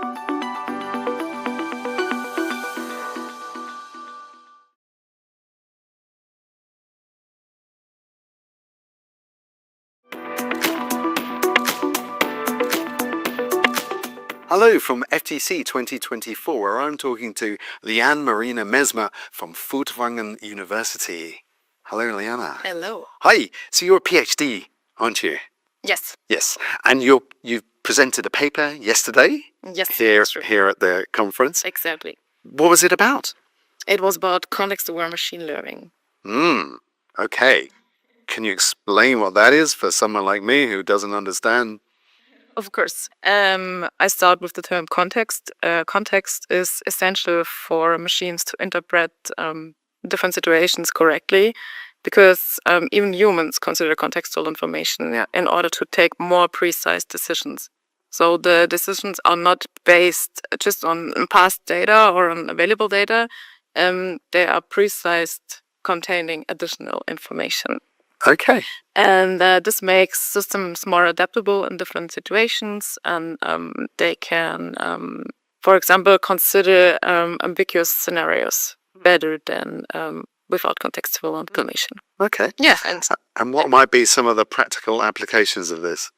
For example, in healthcare. Okay. Maybe they can assist a doctor in taking treatment decisions by considering additional patient-related parameters for decision-making about their history or their lifestyle or something like that. Okay. So you're hoping your research will make a difference in the real world? Yes. Good stuff. And what challenges have you faced with your research? I wrote a survey paper, and it was very challenging in identifying the literature items for the survey, because there are a lot of works of dealing with AI architectures which enable the integration of contextual information, but they are not marked as such. So how did you get over that? It was very time consuming. I read a lot of works in that area to consider different keywords, which enabling us to get the correct works out of literature. So you mentioned us. So presumably you didn't do this research on your own. Was it with a team? together with my PhD supervisor. Okay. Is this your first time at the FTC conference? Yeah. Okay, how are you liking it? Oh, I'm happy with the conference. Yeah? I like the setting very much. I think it's a little bit different than the other conferences I attend, but I like it. In what way is it different? It's easier for me to network with the elders because of your stoppers at the beginning. Well, we had a nice break, huh? Hopefully, means people can talk to each other. Yeah. See, have you met lots of people? Yes. Yeah? Have you made maybe connections you're going to keep after the conference? Oh, hopefully. Yeah. Yes. Nice. Okay, great. And who knows, maybe collaborate together in the future. Yes. Yeah, nice. Yeah, crazy. And do you think you'll be coming to the conference next year? Yes, hopefully. Which will be in Munich, just close to you. Yes. Yeah. So maybe see you then. Yes, will be great. Thanks, Liana. Nice having you Thank here. you very much. Thank you.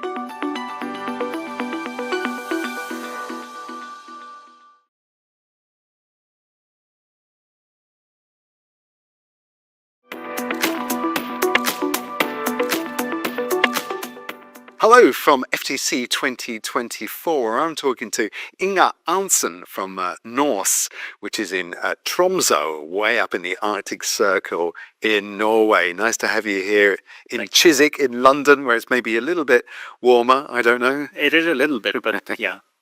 So you presented a paper yesterday? I did, yeah. And how did that go? I think it went well. At first I got some good questions from the audience, and I always a good sign. Felt a good response, so that was good. Yeah. What was it about, briefly? So I'm working with media technology. So basically, I'm interested in how we are using technology for storytelling and how we can really advance in that regard. And I think there is a general interest for making media experiences much more advanced in the future, and also much more adapted to individual persons. And this has, of course, been driven by people being different, and you have different demands and wishes for the media experiences, and also some strong requirements in terms of accessibility, letting people have the type of media that they can actually use when they have specific demands, but also just more easy or more simple things like most of us would maybe appreciate it if the coverage from something was adapted a bit to their specific interest. Like, say, they have a favorite team or a favorite athlete or something. Maybe you would like to see that being reflected in how this thing is presented to you, right? Okay. And so personalization is a big topic. Many actors there, BBC, for instance, specifically interested in this through their 10-year initiative about object-based media.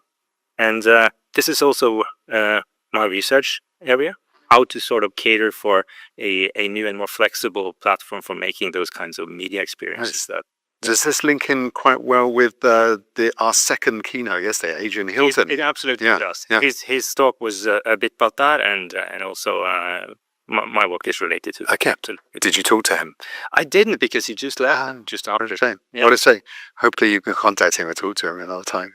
I have some connections with him to other people. So. Oh, absolutely. Right. Nice. Yeah. Nice. So, what are the challenges you faced with your research? So, well, let me first say that one of the challenges in the domain is a bit that the media model is a bit strict in a sense. The classical production way of producing things, like in a studio with video and all, that is single technology, single stream, single user experience. We'd like to use much more of what we have available, like different rendering frameworks, different data sources, all of that, and even different devices in the same presentation. So it's about extending media in that sense. And also with regards to personalization, it's important to not make all the production decisions in the studio, but take some of them out of the studio and into user devices so that they can be properly personal to you and carried out based on local information. And that is a tough problem. Right. Are you hoping your research will have a positive influence in the real world? I think so. What we presented in the paper is a new approach to how you can do production control also outside the studio. And that, if you think about production control, that's all the knobs and buttons and sliders in the studio thing, but they only apply in the studio domain. If you wanted to, say, control a web interface sitting in the hands of a user, they don't have control mechanisms for doing that right now, but it would be very interesting if they had. because then they could do what you do basically. They could control the zooming of things in your browser. They could control switching to another thing, to another content source, maybe making sure that you always see the right thing in front of you without having to do it yourself, right? And that could be quite transformative. And it's an example of how you can really do storytelling in a new way on a new platform, really, without resorting to video. Wow. You're a good storyteller yourself. Thank you. Yeah, keen on that. Are you using AI technologies? Not directly as such, but we are sort of preparing. We are addressing how you can use. We are improving things for AI in the sense that how can you use AI? AI is very interesting in this media world because it shows us already that it can produce very different types of content for different people.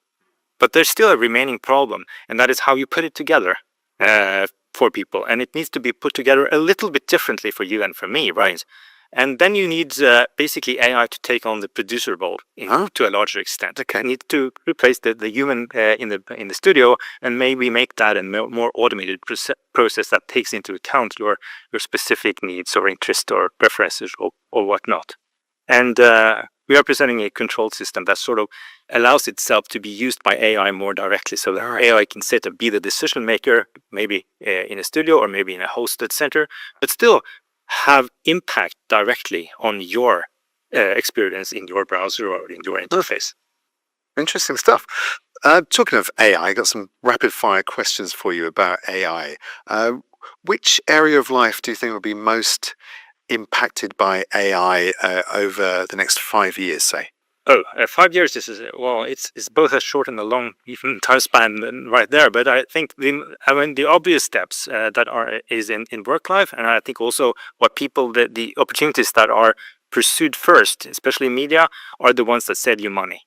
So it's about efficiency and automating stuff and basically doing what we used to do before, but doing it cheaper and faster and so forth. But in the long run, I think there will be deeper consequences, and I'm not sure what they are. Are you optimistic or a little bit pessimistic? Well, I'm a technology guy, so now, I'm a bit optimistic about how these things. I see those things that we can maybe do in the future, but I'm not so much worried about that. Following on from that, rapid fire question: privacy or innovation?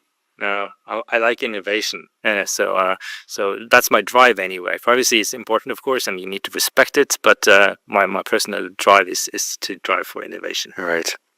And do you think machines can ever be truly creative? Yeah, I think they are. We are creative in the same way machines are. Maybe. We're not so different, maybe. No, I don't think so. And which country do you think is leading the way in technology?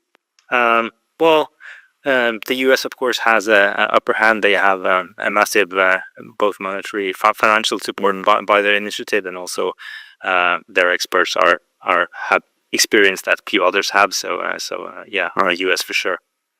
Is this your first time at the FTC? It is, yeah. Okay, great. How are you finding it? Absolutely, a very nice place to come to, very nice venue, and also a great the event is very well organized, so excellent work. Great. Have you met lots of people? Absolutely, yeah. Yeah? Do you think connections maybe you might keep in the future? Yeah, some of them will be. This is obviously an event where you have a very broad selection of topics. So it's there will always be a few that are more relevant than the others. But I'm certainly up to follow up on some of them. Great. Apart from your own presentation, any other presentations that really stuck out for you? Yeah, I liked the keynotes. I think the keynotes were very good, and really all of them. And also there were some amusing presentations about robots that I liked. Who doesn't love robots? Exactly. Yeah. And did you go on the bus tour? I did, yeah. We went for a ride and got to experience the authentic London traffic. Exactly. That's the main experience. No, that was good. And the guy was good too. He was giving us a good introduction to the main sites around. Yeah. And do you have a favourite site that you visited? I've been around a bit in London before, so I've seen some, but for me, Buckingham Palace was the new. Okay. So I got to see that. It's nice. Good. Yeah. And will you be coming to the FTC next year in Munich? Yeah, I absolutely. I'm maybe even planning to do so. I do have a third paper in mind. I published at the FTC last year as well. So maybe if that comes true, I will take that. Well, I hope to see you next year. Indeed. Thanks very much. Yeah. Thank you. Cheers. Cheers.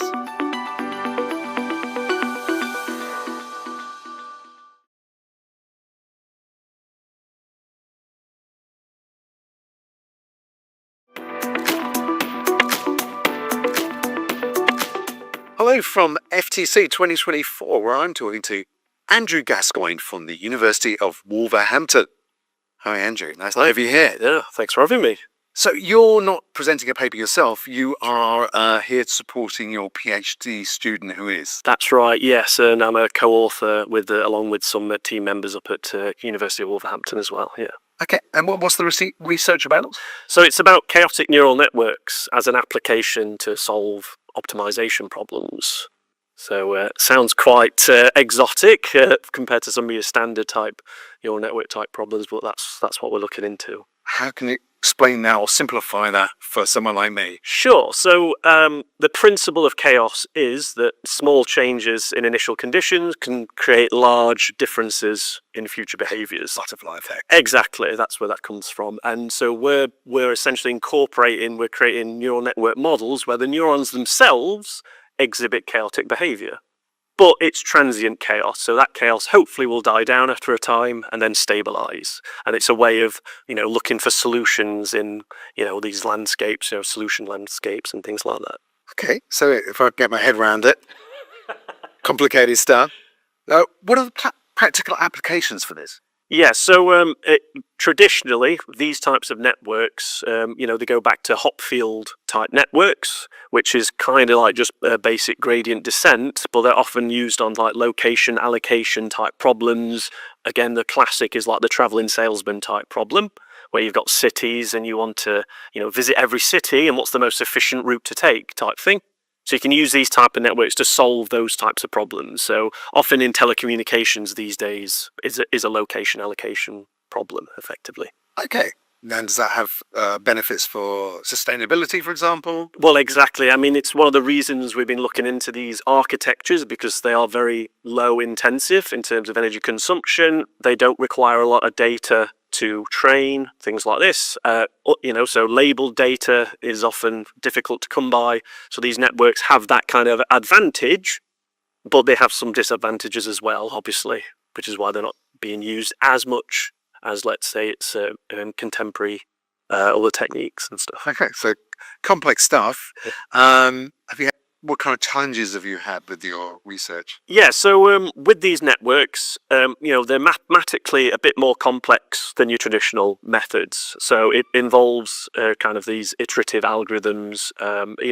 They're based on differential equations. I do have a maths background, so I understand it a little bit. And obviously, we're trying to control chaos, which obviously in itself is a difficult minefield to kind of navigate as well. But yeah, so they're the difficulties. It's like I say, they're not huge networks. They're small, but they're complicated in how they behave. If that makes sense. Were you pleased with your PhD student's presentation? I was very pleased. Excellent. She's a very good speaker, Emily, my student, and yeah, she did a great job on the project. And she's been doing some funny videos at the conference as well. So I would have a shout out about those ones. I've seen them. They're great. I love her videos. So I'm going to ask you a few rapid fire questions, if that's all right with you. Okay, which industry do you think will be most transformed by AI in the next 5 years? Well, at the moment, in terms of my work, we're liaising a lot with wildlife conservation and things like this because the global north-south divide in terms of technology infrastructure and things like this. It's very difficult to run some of these large language models which require lots of resources, cloud infrastructure. They're expensive.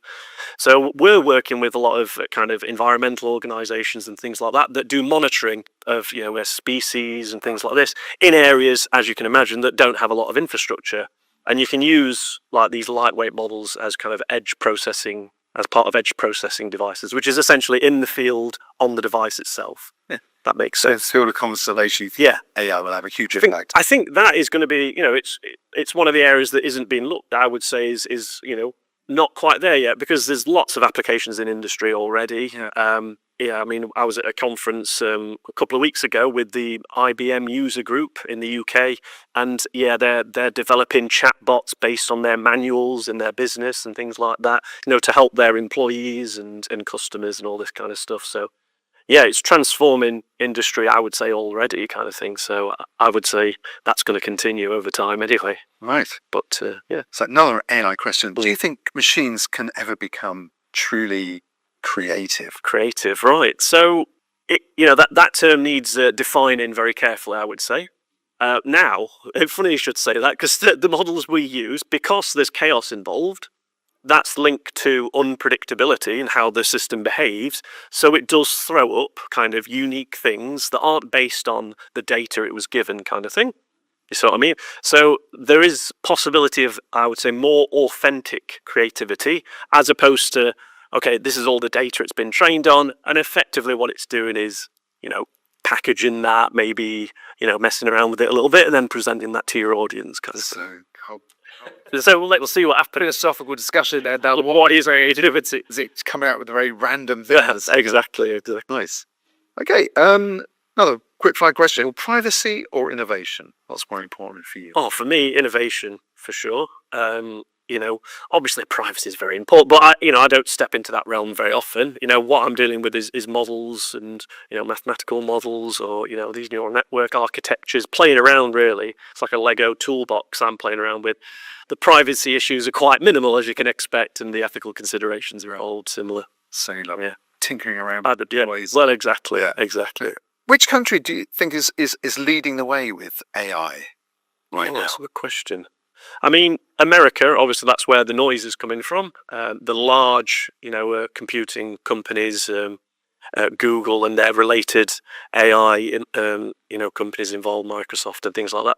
So it is coming from America, I would say, in terms of those large AI models and things like that and the applications. But, there's opportunities for elsewhere, to start creating or utilizing these things, and you can actually start building your own AI models. It's amazing. You don't have to be a programmer anymore to start using these things. It's quite incredible. The software's there. You just use the platform and off you go, kind of thing. It's so makes it sound so easy. Well, in many ways it is. It's just it's very new. It's just being willing to Previously, it was like Excel, I guess, was difficult. Oh, I'm not using Excel, but everyone's using Excel now in companies. And it's kind of similar, really. It's a platform like Excel, and you can just start pointing and clicking and kind of build your own models and apply them. I might have a go. Yeah, do. Won't end well. So, is this your first time at FTC? It is. Okay, how are you liking it? Oh, it's great, brilliant. I've really enjoyed it. Been talking to a lot of people since I've been here. One of the main things I've been trying to, one of the goals coming to this conference was, finding other applications, especially for the models we're developing, because a lot of the noise is around these large language models, and we know we can do applications that we can't do what they do, but we can do kind of smaller projects, and finding those applications, it's been really helpful since I've been here. Oh, yeah. You've been inspired. Exactly, yeah. And I've been talking to people, and we're going to, carry on the conversation, as it were, and see if we can help. Can our models help their discipline? That would be great. Great. That might do some future collaborations. Exactly, absolutely. Brilliant. Any other, apart from your own student, any other papers, presentations that we struck a chord with you? So actually, I would say I think it was yesterday afternoon in the Hogarth suite. There was a talk on linearizing some of the language models and therefore reducing them down. and then you can have a snapshot and a kind of simulate, and therefore have kind of a lightweight model developed because this is your test case. It's actually over here. You don't need to take the entire data set. It's like, well, actually, we're looking at this. And that was a really interesting talk, actually, how to reduce complexity within these very complex systems kind of thing. So that was really good. Any other topics you'd like to see added to future conferences? Well, maybe like a climate or a green computing, green energy, green technologies type thing, applications in that would be good to see. Okay. A shout out as well to the e-learning. I think that was the morning session yesterday as well. That was great as well, because I'm involved in some maths education type projects as well. So that's always good to see. Well, it's been nice having you here, Andrew. And will you be joining us next year in Munich? I suspect so. Yeah, certainly. Yeah, so I'll be looking out for the new call and submit and see how we go. Hope so. See you. Yes. All right, great. Thanks.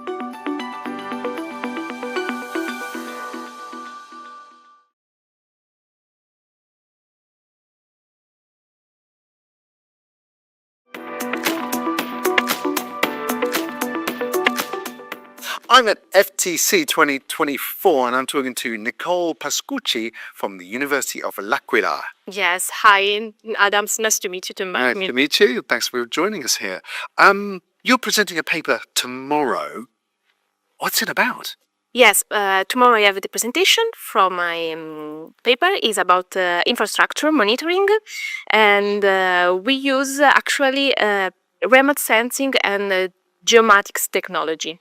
Because I am civil engineering, so I am not from computer science, and we use this kind of technology. After that, we apply some specific algorithms and specific method for improve the maintenance of infrastructure. Right. And what are the main takeaways from your paper?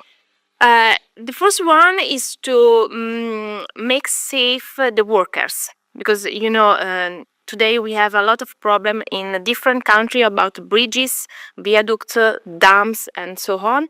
So it's really important the safety for workers, and we try to use a method for check the cracks in safe way and improve this method. So we want to improve the visual inspection. So, and this is really important for prevention and maintenance. What specific technologies, computer technologies, are you using for that? We use OBIA, object-based image analysis. So we use image processing from UAV photogrammetry. And we are really focused, and we are very careful about the pre-elaboration of data. So we use some specific filters for check the edges of the cracks. Sounds difficult. What challenges are you facing? It's not really difficult because I like, actually. So it's, I'm really deep in these things, but the difficult maybe is to check the teeny cracks. This is not easy for us, and I know for other fields, not only for civil engineering. And how do you think your research might make a difference in the real world? I hope for the workers, specifically, and high up for each country, because now a lot of bridges collapse, so required attention and a good control.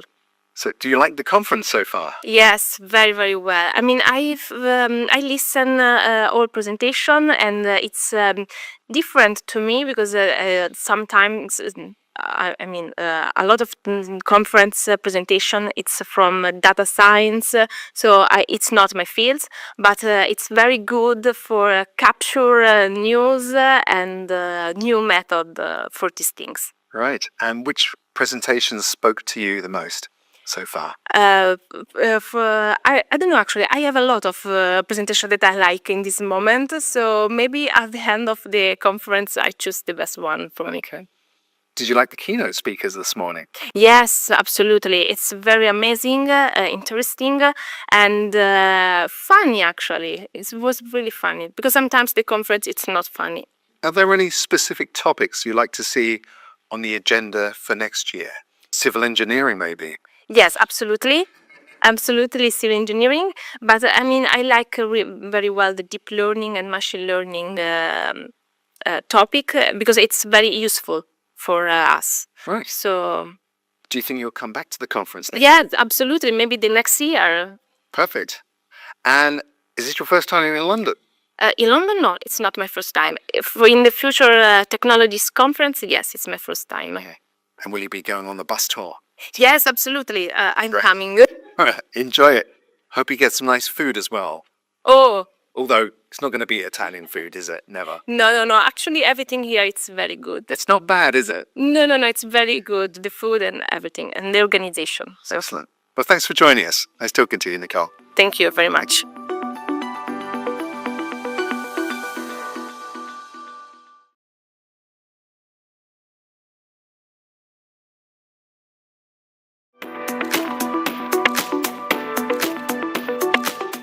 I'm at the FTC 2024 and I'm talking to Claire Schultzberg from Klarna. Hi, Claire. Hi. Tell me about your paper you're going to present tomorrow.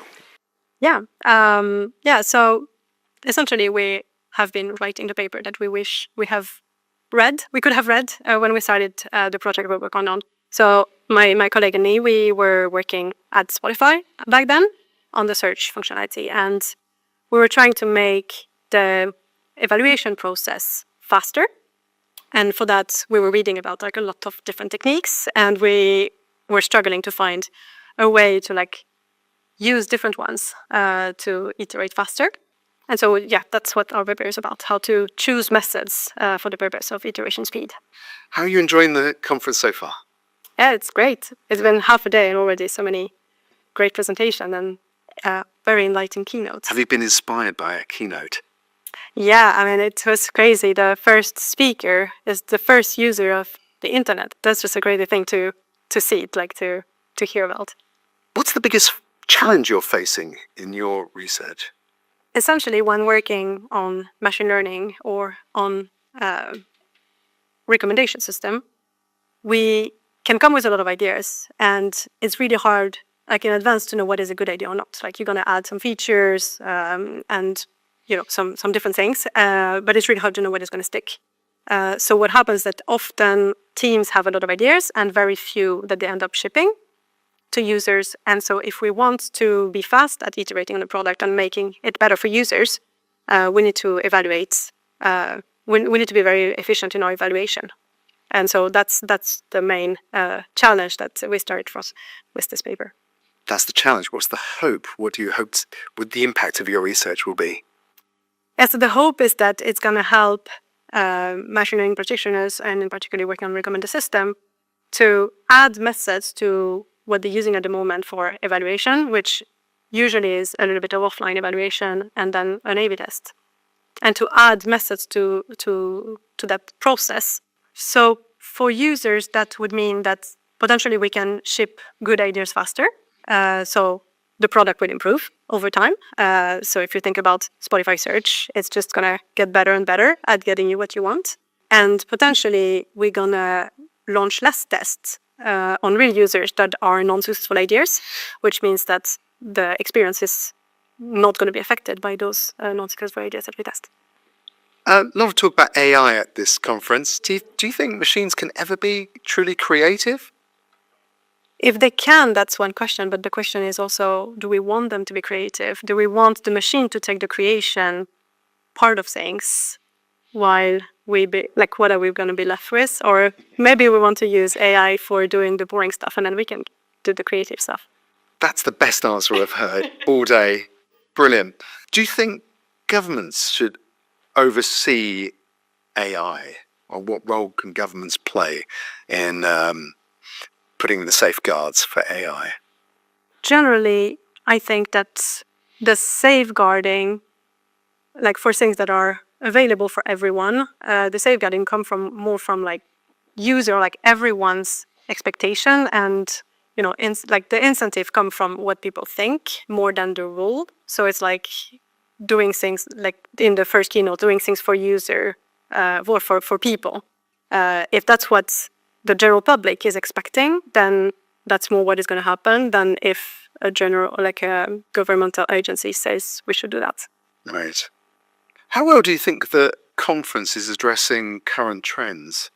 We talked a lot about AI already and a lot about the use of ChatGPT, for example. That's essentially very modern.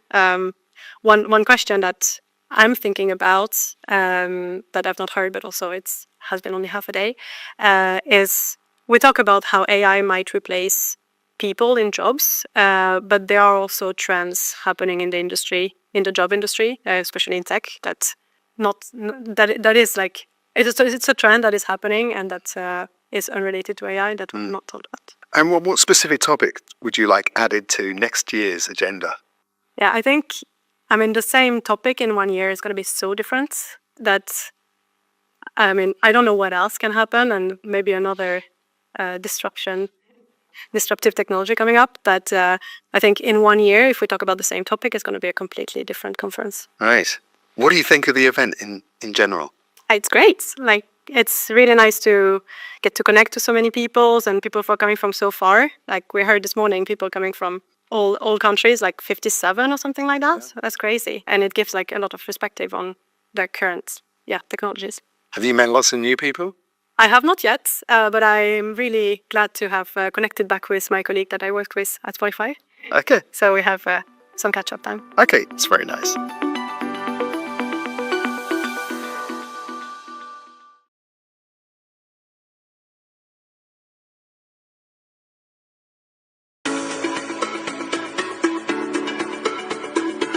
We're here at Intellisys 2024, and I'm here with Dr. Jackie Campbell. Welcome. Hi. So can you tell me a bit about yourself, your background? Well, at the moment, I'm course director at Leeds Beckett University for our data science with our AI, artificial intelligence. And so I like to come to these conferences so that I can hear all the interesting things that are going on and use them to inform the curriculum. Okay, The stories, motivate the students. So my background is that I started working with data a long time ago. So I feel that I'm a data expert. I've been a developer. I've developed database systems. I've done data analytics, data warehousing, and then a bit of everything. Data's the theme through it all. And so now I love that I'm leading the data science courses and motivating the people of the future to take that forward. Makes perfect sense. It does, doesn't it? Okay, and then you're here with a paper as well. Yes. Can you tell me a bit about that? Well, my paper is drawing on my work at the university in that role. And one of the issues in technology and with data is the bias, but also the design understanding. We've seen the ripple effect of some technology. So, for example, the swipe, which was initially designed so that you could search and highlight what you wanted, and it's been adopted as something to keep us hooked, and the consequences of that. So we really need our data scientists and AI experts of the future to include this in their design so that they're able to think about the consequences, think about the society of the future, to understand the tools that are available, the governance, but also to have those skills to challenge and understand the design. So we've put together a module at Leeds Beckett which does all of this. Okay. And alongside that, we've worked with our EDI team there so that our students also understand their own personal bias and the consequences of that. They understand that inclusive teams do better, and they understand how to be an ally in the workforce and start practicing that whilst they're there at university. Okay, so you built an actual tool, is that correct? No, not an actual tool, a module to empower students to use the tools that are available, to understand what's available and what can be used and the conversations they can have and be able to do that. And is the module used in real life right Yes, we've been running it for a few years. The students love it. Oh, that's good. Because from a teaching and learning perspective, what you want is for young people who've chosen to study these amazing subjects to come and to immediately get in there and start thinking. that's what we want with them to be thinking. So it's really easy to start thinking about the ethics of AI. It almost sounds too easy. There must have been hurdles or difficulties during your research, right? There's hurdles, of course. I mean, I think in the research, actually getting proper evaluation was quite difficult. We found that I think people confuse what we're trying to do, building inclusive and non-biased design. They confused it with ethics and morals. Okay. And whilst that's relevant, actually that's only a small part of it. So in the evaluation, we found that people were sort of trying to prove that they were moral. And that wasn't what we were looking for. We were looking to see, can you think critically about how this design could be used elsewhere for good and for bad? Yeah. Do you feel good about yourself? Yes, exactly. Okay, makes sense. I'm just going to ask you a few rapid-fire questions, if that's okay. AI, hype or reality? Oh, well, both, obviously. Absolutely both. Which industry will be most transformed in, say, the upcoming 5 years or so by AI? I don't know, but do you know what? The industry I want to be most transformed is I want community, mental health. I think the young people are overwhelmed by perhaps being over-informed on the modern problems of now. So we should be able to use AI to help people to connect, but also to help with those huge problems that we do have instead of at keeping the them moment. longer on the screen. Yes. Okay. Can machines truly be creative? I think they can, but they need to be taught to be creative. Which AI breakthrough has had the biggest impact on your field? The AI breakthrough that literally we came in one day and went, this is a disruptor, was ChatGPT, or for students using it with their work. But again, what we've done is we've totally embraced that. So I've run workshops with my students where we sit down and we play around and we co-learn on the AI so that they can see where they can't trust it. And I understand where they're concerned about the AI. So they are concerned that they are cheating and they're going to get caught out by that. Once again, it's the moral side. Yes. When they go for an interview, somebody's going to be sort of, well, why can't you do this? And so using it appropriately and, again, being able to sort of build it for the future. Makes sense. Is there a book or a resource you'd recommend to people who are interested in AI? No, not one, but there are a few. Do you have a few? I'm not sure I have them all off the top of my head, but they're all in my papers. So, I mean, I definitely think that starting with things like Technology is Not Neutral by Stephanie Hare, Invisible Women by Criado Perez. There's a compilation of papers by Marie Hicks that is really good, and there are some lovely books on data ethics. David Martins has one of those that I really enjoy. Thank you so much. I have a reading list. Okay. Can people find that reading list somewhere?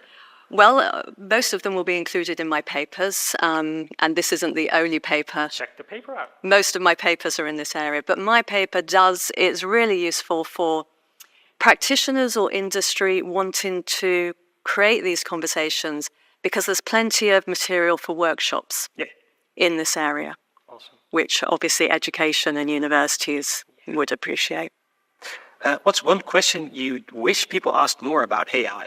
Well, possibly can we trust AI? But I think that one of the questions that I would like to be asked more, and I am asked a lot, is really how we can get women into technology. And I think that actually the AI is going a long way towards that, because it brings in the sociology, the philosophy, this kind of thinking, and we are seeing more women coming into it now. So perhaps this is the breakthrough we need. A bit more. Yes. Okay. Yeah. How's the conference been so far? Conference has been absolutely great. And, I sometimes feel when I'm talking about these things that I'm being a little bit sort of preachy and judgy, but the reality is that I've met so many people here who are also talking about this in their papers, and are also really keen to know and understand more. So you found some like-minded people. Without any need at all, lots of like-minded people.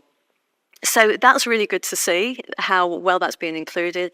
And also it's good to see so many younger PhD students who are thinking about this as well.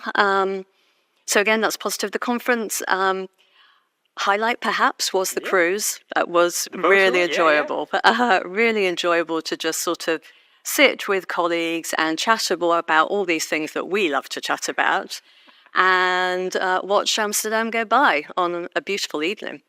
Thank you so much for your time, and please enjoy the rest of the conference. Thank you.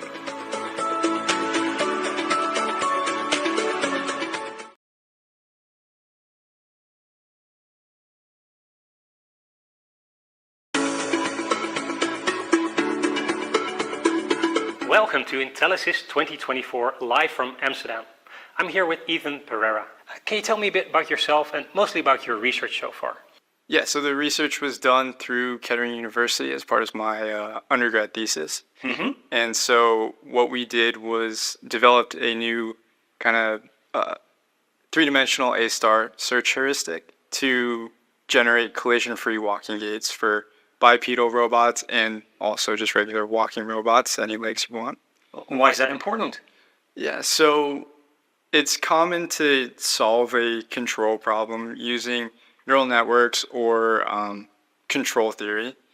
And so the reason to develop a collision-free walking gait would be, if you have expensive equipment or maybe to save time in training for your neural networks, you can use this to, on the fly, generate a walking, like a footstep. And so if there's an object or an obstacle in the way, it won't accidentally hit it or trip over it, saving you possibly time and money. Okay, and did you manage to do that? We did. Due to the timeline, I wasn't able to fully implement steps or obstacles into the simulation. However, we did test the new A-star algorithm, and it works really quite well for stepping over obstacles and avoiding and generating good footpaths. So you basically needed a bit more time to fully integrate anything. Any other big challenges you faced? Yeah, I'd say the whole project was a pretty big challenge, but it was a lot of fun to learn so much. And when I first started it, I think I bit off more than I could chew, and so we narrowed down the focus a lot. And I learned so much through the process. Oh, that sounds good. And do you think your research will make it into any real-world applications? I really hope so. I think it'd be really cool to see it being used to generate pre-training data for your neural networks. A lot of times it's common to use reinforcement learning when you're training walking robotics. It costs all that energy and time and money and stuff you don't want. Yeah, and I haven't found too many sources for pre-training data for walking robotics. And so it'd be cool to, take your robot, adapt what we've developed to fit your control scheme, have it navigate through a complicated environment, whether it's steps or obstacles or maybe different terrain, frictions, and then you can take a bunch of data from that, whether that's the footpaths you generated or the force inputs at the feet, whatever it might be, and then you can use that to hopefully help train your neural networks. Makes sense. Well, curious but when we'll see it live. Yeah. I'm going to do a few rapid questions, if that's okay. Okay. AI, hype or reality? Probably a little bit of both. I think it's hyped quite a bit, but it is getting extremely good. Which industry will be most transformed by AI? I don't know if there's an industry that won't get transformed by AI. There's so many applications. Okay, so just daily life in general. Yeah. Okay. Can machines truly be creative? That's a good question. Since they're all kind of trained off of human creativity, I would say to an extent. Which AI breakthrough has had the most impact on your work? For me personally, probably ChatGPT, just as a resource to help me through the creative process and help me learn and understand some complicated topics. Is there a book or resource you'd recommend for anybody interested in AI? Yeah, so there's a textbook simply titled Reinforcement Learning, an introduction, and it's by Robert Sutton, I believe, and a few others. And that's a good read. Yeah, I found it a real page turner. So. Oh wow, page turner. That's even better. What is one question you would wish people to ask around AI? I think a lot of people are afraid of AI, and they're worried it's going to take over the world. It doesn't have to take over. Okay. You know, we don't. So we need to question how do we not let it take over the world? Is that it? Yeah, perhaps, or just have it draw a line, right? Like we don't let it become part of politics. You know, like let people stay in politics and just don't let the AI answer questions like that. No robot governors and all that. Yeah, exactly. Yeah. Makes sense to me. Okay, and finally, how's the conference been for you so far? It's been a lot of fun. You know, we're halfway through the first day. My presentation's later today at about 4 o'clock, so I'm really looking forward to it. Bit nervous, but it's been fun so far. Ethan, thank you so much for your time. Thank you. Good luck with your presentation. Thank you.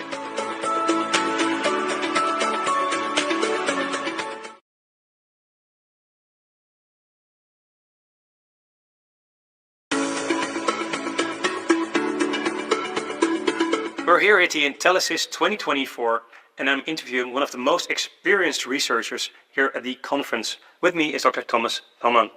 Thank you for being here. Thank you. It's very nice being here. Okay. And I enjoyed it so far. Good to hear. And I've mentioned you're one of the most experienced people here. Can you tell me a bit about your academic journey? Just a little bit. I have no academic journey. Oh. That is, I started naturally making a doctor in mathematics with mathematical logic. Went into the US at the University of New York, Delaware. But then I detected that my capabilities as a teacher are not that good. Therefore, I decided to do something else and went into software development and created the first intelligent system for doing quality, color quality management, actually. Yeah, that was interesting because we were able to do a prototype within 5 days, 1 week, that persuaded one of the biggest automakers here in, not here, but next to here in Germany, in Ingolstadt, that he would have to impose our solution to all his suppliers. Wow. What year was this, roughly? Roughly what year? 82, 83? Oh. I was born. Wow. The reason was why we were so fast producing software, because we used an artificial intelligence approach to generate our programs. That's very amazing. Simple. Yeah. Okay. We're gonna skip ahead a couple of years. Can you tell me about your paper, your research paper? Okay. Currently, I'm working on using the graph model of combinatory logic, which is also interesting because combinatory logic has been defined 6 years ago or more, and actually today is not well known.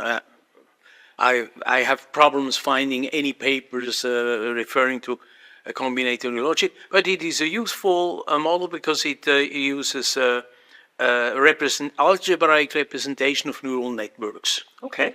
Yeah, that sounds very attractive at the moment, right? That should be very attractive, and I have now also used an approach to explain how knowledge actually grows.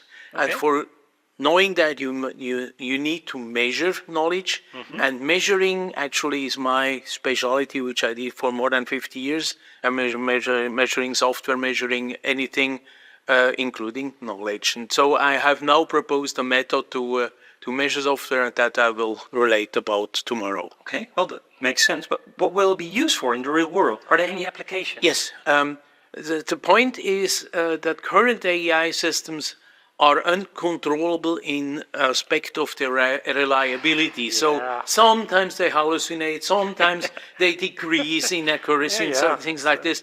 And what I then propose is just a simple method of implementing controlling combinators that avoid it. For this, you must know what you want to avoid and what it means to avoid it.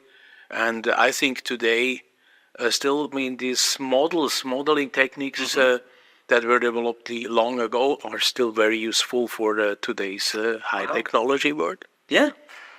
What are some of the challenges you face while doing this research?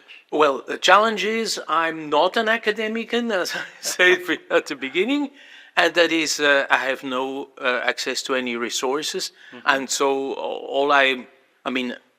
basically I'm writing for my own, and as a retiree, I haven't any. You I need had a bit not more to of live- support. Yeah. I have not to live from this, and so I hope that I can find somebody who's interested in taking that over and look at what can be useful. Well, you have some reach, so who knows? Somebody might reach out to you. That's it. Yes. Let's Would be find out. welcome. Excellent. I'm going to do some rapid fire questions, like a quick and brief answer if possible. AI, hype or reality? No reality, simply because we have now this parallel processing available with the graphic networks, with graphic processors. Well, Which industry will be most transformed by AI in the upcoming 5 years or so? all industries. So it's definitely a very, very difficult question to predict that, but my belief is, for the time being, it will mostly affect manufacturing. Manufacturing is where it brings immediately the most, and also they have experience with using AI. Can machines truly be creative? No.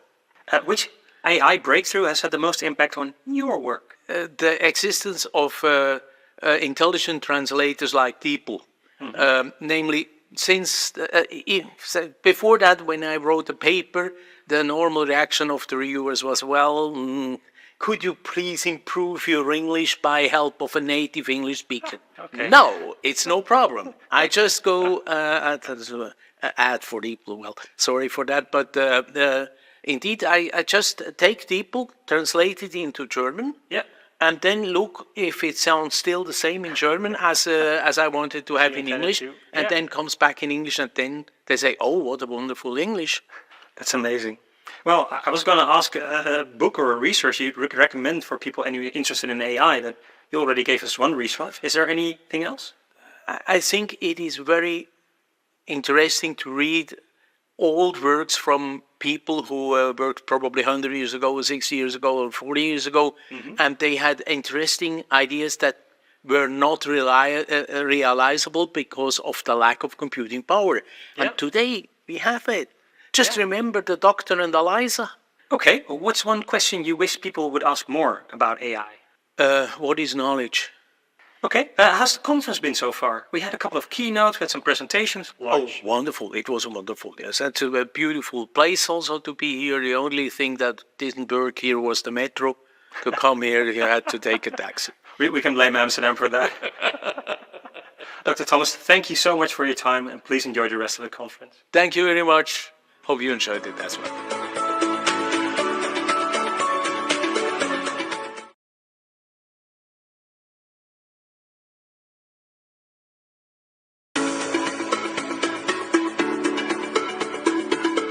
We're at Intellisys 2024 and with Zizek Guven. Zizek, welcome. Thank you. Can you tell me a bit about yourself, your academic background? Yes, so I came here to the Netherlands to do my PhD. Before, for my undergraduate studies or for my master's, I was in Turkey in Koç University. I did my PhD in TU Eindhoven, mathematics, a combination of algebraic combinatorics, basically, and graph theory. Yes, and then I had a break to academia like 4 years. I worked in the consultancy and banking environments in that time frame, yes. Yeah. So I exposed myself to finance and trade data. And then I came back to academia around 2016 to do a postdoc into Eindhoven again, but then more in the computer science department. And then I landed on Tilburg in 2018, basically, and from then on I was in Tilburg. I'm an assistant professor in the cognitive science and artificial intelligence department at the moment. Okay, and now one of the researchers here because you're presenting a paper. Can you tell me a bit about that? Yes, so the paper is called Model Selection Using Graph Neural Networks. So we approach the AutoML problem. How can we choose the best model to solve a machine learning problem, basically? Yeah. So what sits in the this is a problem where usually treated with filtering meta features of the problem of the data set. And we came up with an alternative approach by representing the data, the decision space, as a graph.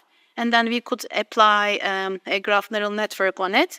And the advantage of that is maybe coming up with the meta features may take some computational resources. And in the aggregation process, some of the crucial information is lost. So when we treat it as a graph, then we have an alternative way of representing the most essential part. So it's quicker and it saves time and energy. Is that correct? Yes. That sounds great. Did you have any issues while doing that research? Any problems you faced? Well, computational resources could be an issue, but we are collaborating. Basically, maybe it's good to mention I did this research with my colleagues Gonzalo Napoles from my department, and Isel Groh from TU Eindhoven, and Yamisledi Iero from University of Talca. So we use computational resources for this particular research that sits in the University of Talca, basically. That was a challenge that we could overcome by working together. Yeah, that makes sense. And how do you feel this will impact the real world? Is there anything that will stand out? Well, basically, using in general, AutoML problems, of course, has an impact. If you use extensively the computational resources, that has an impact on the environment, right? Because of the sustainability purposes. So any steps in the direction of making things more efficient has a positive impact in the application of AI and, to the greater good of the people, basically. I'm all for that. I have some rapid fire questions. So I'd like brief and to the point answers. AI, hype or reality? Reality.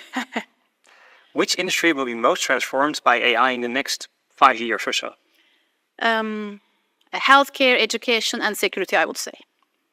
Can machines truly be creative? Depends on the definition of creative, I would say. According to your definition of creative? No. Okay. Which AI breakthrough has had the most impact on your work? Deep learning, I would say. Yes, deep learning. Is there a book or a resource you would recommend to people interested in AI? I cannot come up with a quick answer to that. What is a question you would wish people to ask more about AI?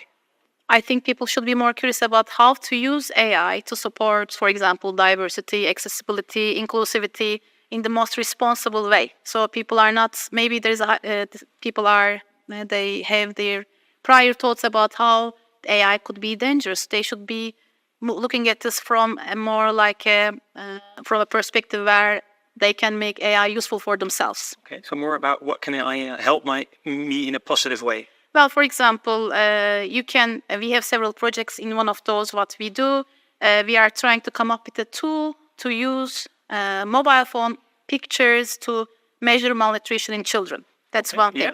Another thing that we are trying to do is try to understand how brain networks are related to poverty, to prevent a generational poverty. So there are 2 labs that I'm working with, Zero Hunger Lab and Zero Poverty Lab.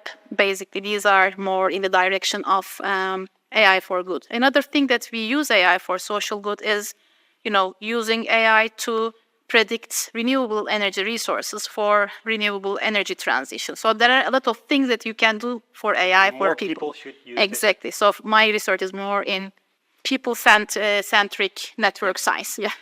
I get that. How's the conference been so far? Conference was great. I like it, and it's practical because I work in the Netherlands.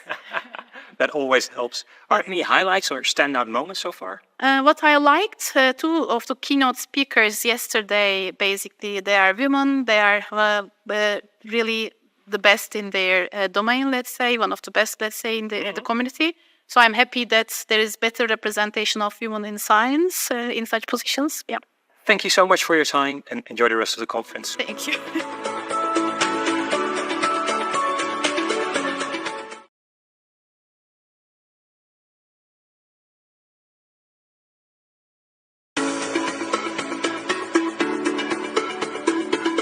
We're here at Intellisys 2024. I'm talking with Dr. Jaap Klotter.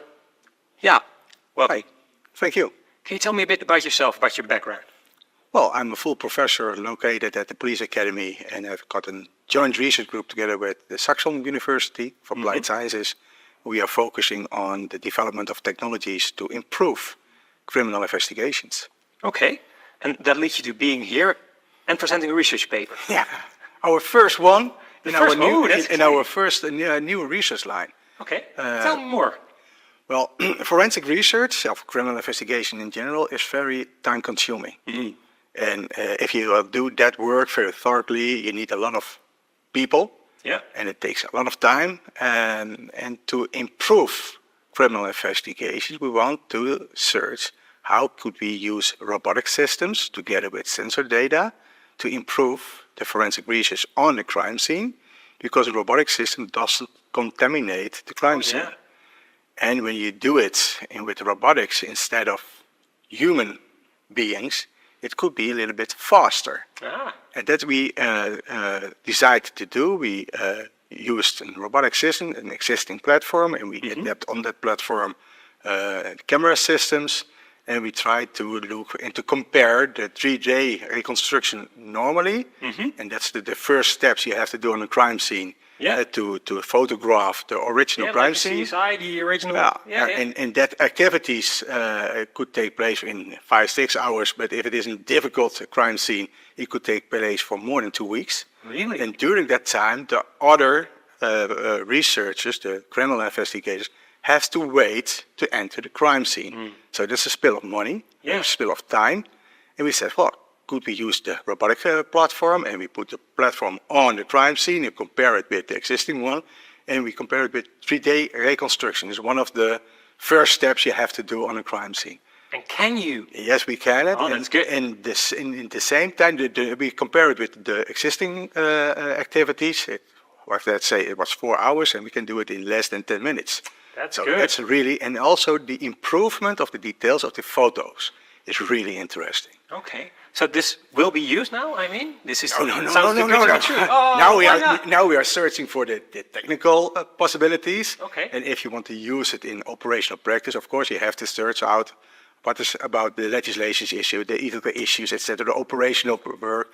But on that last part, it's interesting to say that we also make a training. So if it is realized and we can use it in practice, we can also offer the police officers a training how to use the robotic system on a crime scene. And how long do you think it will take before you can actually use this? With this thing? Yeah. I think in 2 years. Oh, that's not bad. Yeah, really. They are working very, very fast. Only the technical part. Sure, but still. The legislation part, I cannot make any promise about that. Fair enough. I won't fault you to that. Okay, and is there any further research you would like to do? On this, well, we want to put, and that's interesting in this conference, we are inspired by one of the other speakers on one of the work sessions, to put not only a normal camera on the platform, but also a hyperspectral camera or a near-infrared camera. And perhaps we could detect pieces of evidence we cannot see by our own eyes, but get those camera techniques, probably we can detect it. So even improve it. Perhaps. Sounds good. That's nice for this kind of conference. You are collecting new research ideas. A little bit of inspiration. Yes. Sounds good. I have a few rapid-fire questions for you. Okay. AI, hype or reality? I think it will be reality. Okay. Which industry will be most transformed by AI in the next 5 years or so? Which industry? I hope criminal investigations. You're working hard on that. Can machines truly be creative? Truly, I think. Yep. Which AI breakthrough has had the most impact on your work? Reliable AI. Yep. Yeah. Is there a book or a resource you recommend for people who are interested in AI? I think they have to read our article first.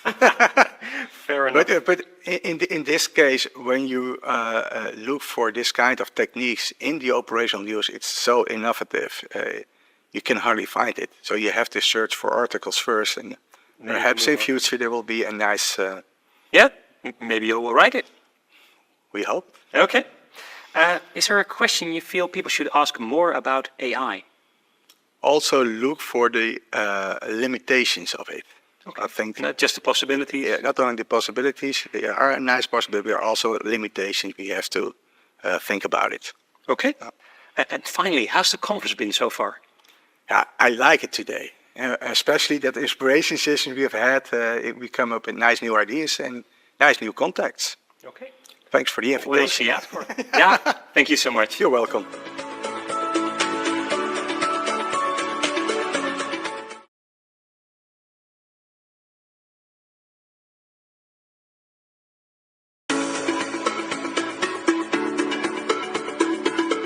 We're here at the Intellisys 2024 live from Amsterdam. and I'm here with Nicole Schutter. Nicole, thank you for being here. Yes, it's a pleasure for me that you invited me for this interview. Thank you very much for that. Nicole, can you tell me a bit about yourself and mostly about your academic research so far? Yes, sure. My academic journey started, to be honest, early in school at the 80s when my maths teacher was an enthusiast about computer science, which inspired me as well. Okay. And then I studied computer science. I expanded to project management. I have a master's degree in computer science and in project management from the George Washington University. I have a master's degree from the Fernuniversität in Hagen, where I'm just working for.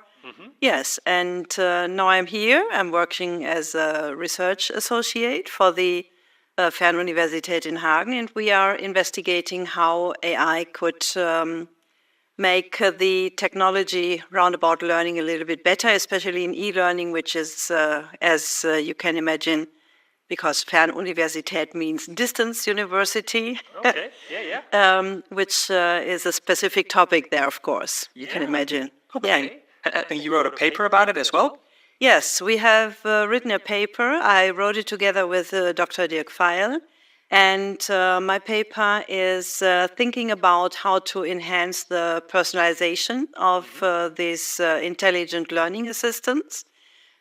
We investigated and found out that the visual representation of the intelligent learning assistants makes or has a huge impact on motivation on learning and sometimes also on learning outcomes. And it depends a little bit on sympathy or having no sympathy, and therefore we try to understand and find out what are the design features that are loved by students, which are not so nice for students. And yes, and we find out a very, I think, novel, I'm sure it's novel. Okay, well, tell me, what do students love? Yes, they love a lot of things. A lot of things were investigated earlier, like the age of the intelligent learning assistant. The gender is important, an important topic. But this is not always working well. And therefore, we investigated a novel, exploratory and participatory approach to find out what are the design features the students love, depending on their characteristics. And yes, I will be happy to do so. We used generative AI to produce, based on some short descriptions, to produce some pictures of intelligent learning assistants. We presented them, and then we could find out that some of the pictures are not so well accepted because, especially when the generative AI is producing women, unfortunately, the body shape is a bit unrealistic. Okay. Very much So unrealistic students like sometimes. realistic women. Who would have thought that? Yes, especially the female students, Oh, we have to say. that I would expect. Yeah, really. And of course, you have to take into consideration, I just had a short discussion with another participant here on the conference, that you should concentrate on learning instead of taking a look at the intelligent learning assistant all the time. Well, there are students. You can guide them a little bit, but they'll do whatever they want, right? Yeah, but we also would like to avoid reinforcing stereotypes. We care about the biases that are, unfortunately, within the artificial intelligence, and this is something that is a bit challenging because, on the one hand, we are using the hallucination of the generative AI so that we can experiment a little bit, produce pictures and designs for intelligent learning assistants that might be nice, and then we can see, oh, what are the design features that are not so nice, that are not so well accepted, and therefore we have the possibility with our method to detect what are conscious and unconscious likes and dislikes in regard of the design features of those intelligent learning assistants. Okay, and can you give us like the top 2 or 3 design features you should embrace or features you should have? Unfortunately, we are in the beginning of the study. We are exploring what are the design features that are interesting for students.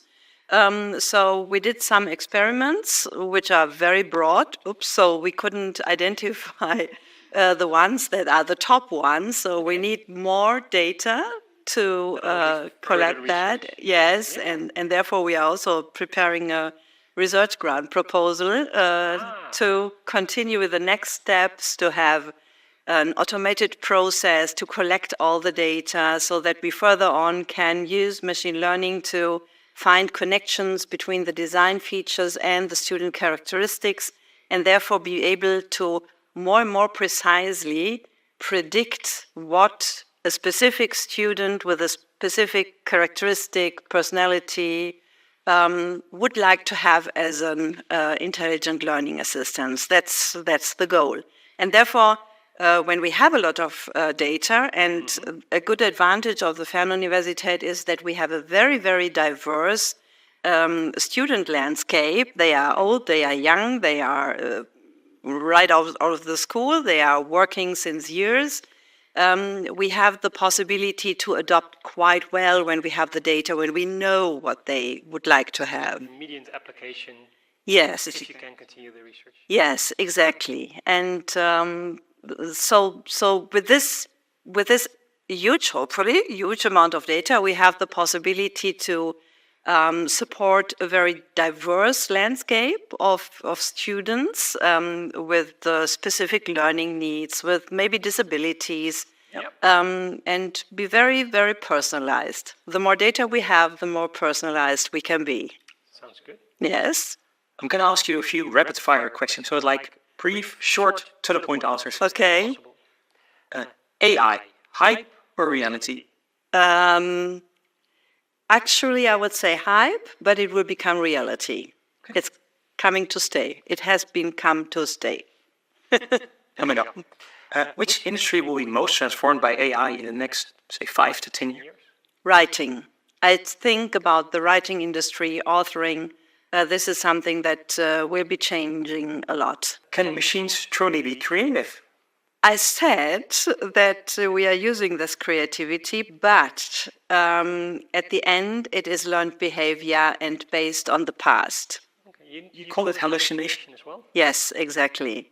So I heard a lot of presentations. They try to reduce hallucinations. We are using this because right now we are in the exploratory phase.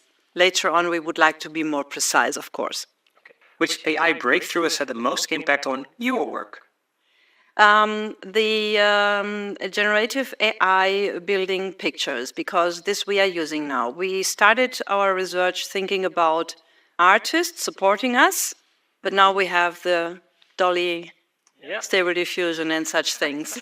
Makes it much easier. Is there a book or a resource you'd recommend people? Oh, yes. There is a very huge and informative and good written book from Russell and Norvig, Artificial Intelligence, which gives a very, very good and broad overview about artificial intelligence. I can really recommend that. And what's one question people should ask more about AI? The biases. And I'm very happy to see this on the conference as well, especially the ones that are affecting women. Okay. And that takes us to the last question. How's the conference been so far? Great. I see they are working on the biases. I have established some contact, so I'm very happy to be here. Yes. Is there a specific part you like about the conference? The large language model. This is something that I've already heard. I'm very curious about the rest of the conference, but this is something that makes me very happy. Okay. Have you met interesting people so far? Yes, of course. Mm-hmm. I have met a lot of women and a few men interested in working on the biases regarding women. Yeah. And I hope I will continue meeting them, exchanging with them. And I also met one guy, yes, I remember. It was one of the very first ones who is working quite similar on similar thing like me, But instead of concentrating on visuals, he's concentrating on interaction. But our method seems to be very similar. I think there will be possible connections, yes. That's awesome. Nicole, good luck with that. Thank you for the interview. Thank you very much for the interview.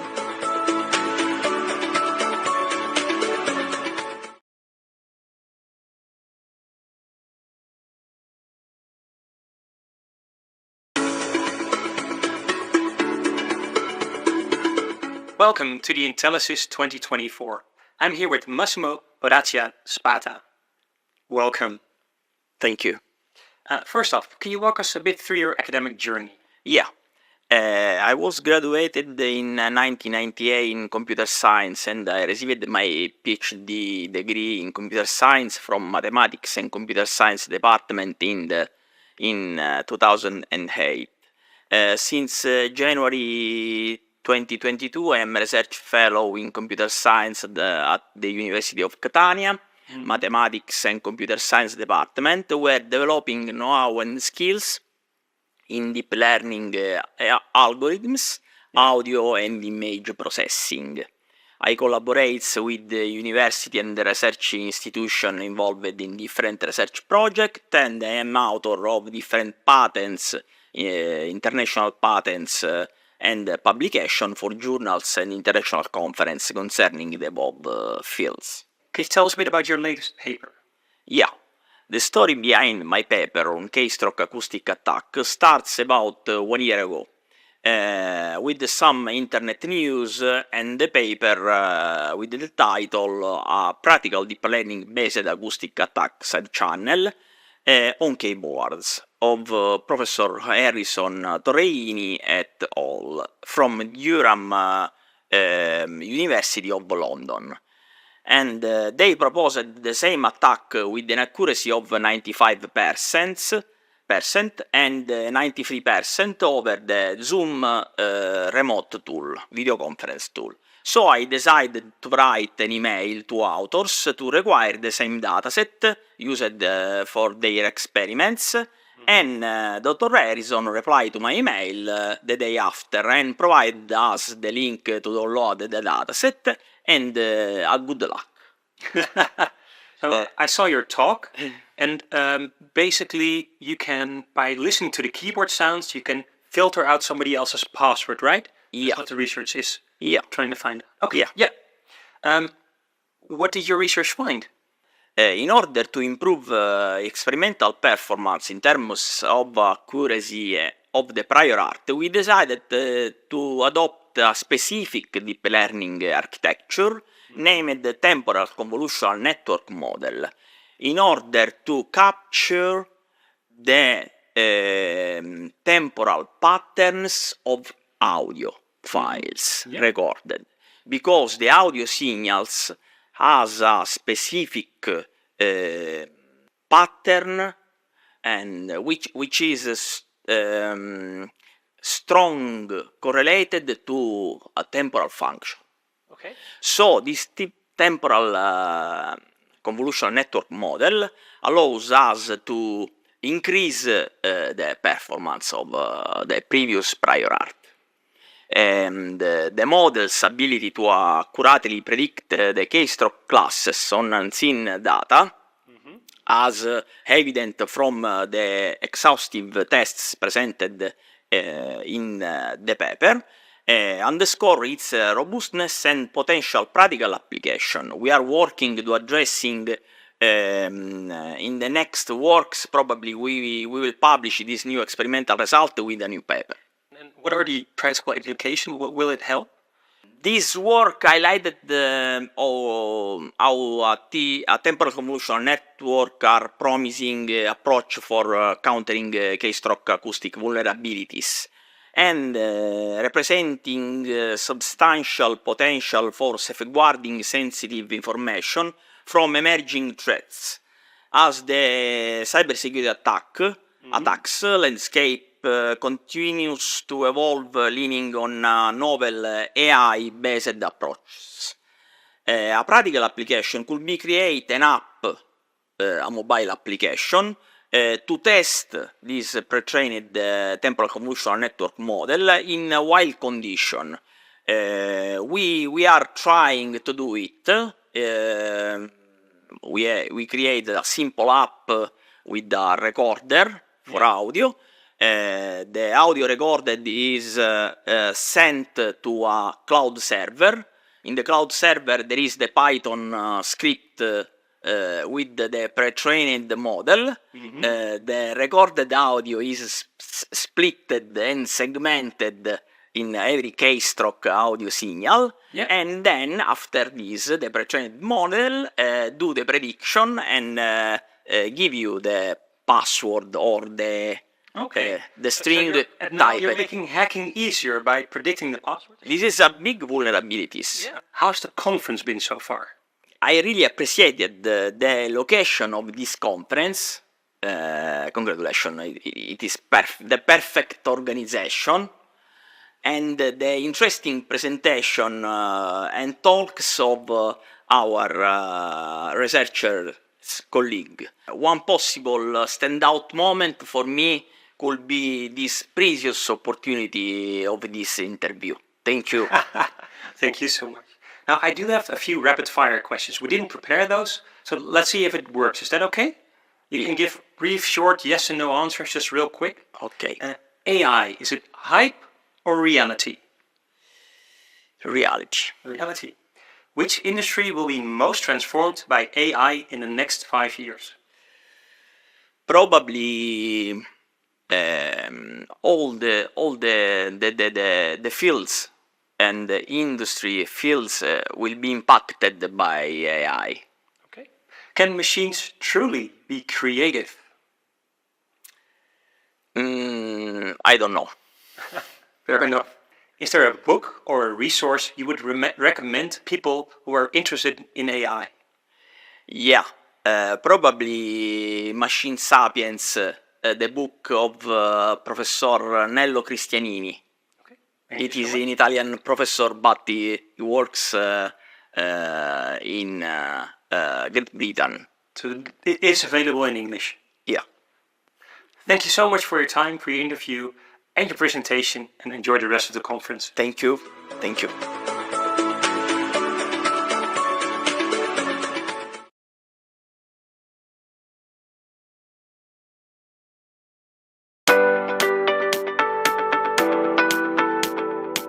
Hello, I'm here with Professor Michael Weeks from the Georgia State University. Professor, welcome. Thank you. Good to be here. I have a question for you. What are you currently working on? Currently, I'm working on artificial intelligence with gaming as the area that I'm specifically interested in working in. And one of the things that means is that we may have agents, that is characters within the game, that may need to act on their own. And we want them to be good, at least entertaining. So if they're too easy, say as an opponent, that's a problem. If they're too good as an opponent, that's also a problem. And sometimes we just want them to be there and sort of act natural as well. Got it. And Professor, what inspired you to choose this topic for your research? I have always loved games. And I've been playing games since I was this high. I'll probably keep playing games until I'm old. Which one is your favorite? My favorite game? I play a lot of Skyrim right now, yeah. Although I really enjoyed the Zelda series, like Tears of the Kingdom, Breath of the Wild before that, and whatever they come up with next, I guarantee you I will be first in line to buy. Awesome. I can see that you're really passionate about gaming and the games. Can you explain the main idea of your research paper in simple terms? So, a lot of people use neural networks for a lot of different things, and there's a question of how do you train the neural network to do what it needs to do. There's a sort of a default method that everyone wants to use called backpropagation. The problem, though, is that it doesn't always work under every domain, and I think games are a great example of that. Because if maybe you make a new game, and you want to have an agent that works within that game world. It may be that if the agent goes this way, it's going to end up dying, and and then that's it for the agent. Maybe if they go this way, they also end up dying. But perhaps it's a little more interesting. Maybe they're in the game world longer if they go this way. Well, you're not going to be able to know this necessarily, even as the game designer. So the agent may need to be able to figure this out themselves. How do they do that? Well, they may be able to play the game again and again and again and again, but you don't have a way of telling them, well, turning to the left, that's a problem, you shouldn't do that. It needs to be able to figure that out without any data from before. Mm-hmm. And what was the most interesting finding of your research work? One of the things that really surprised me is that we populate the weights for the neural network with random data. We just give it a bunch of, almost like we're rolling the dice, if you will. Mm-hmm. One of the sets of weights actually solved the problem that I was looking at initially. Mm-hmm. It's a pretty simple problem, but still I didn't expect that just a random solution would work. So that was particularly surprising to me. So I did another test, something a little more complicated, and eventually I was able to learn in the two different ways that I asked it to do the learning. Right. And what challenges did you face while conducting your research work? One of the problems is, how do you represent a number in a computer? And I know that sounds like a pretty easy thing to answer, but do you use a floating point value that is a number that has a fractional part? And if so, do you use, say, a 32-bit value or a 64-bit value or a 128-bit value? Where do you draw the line? Then I found that Google had actually done some work on something called a bfloat 16, and that answered the question for me. I think I used this analogy before. It was almost like I was hacking my way through a jungle and then suddenly came upon a paved road. I really like that analogy.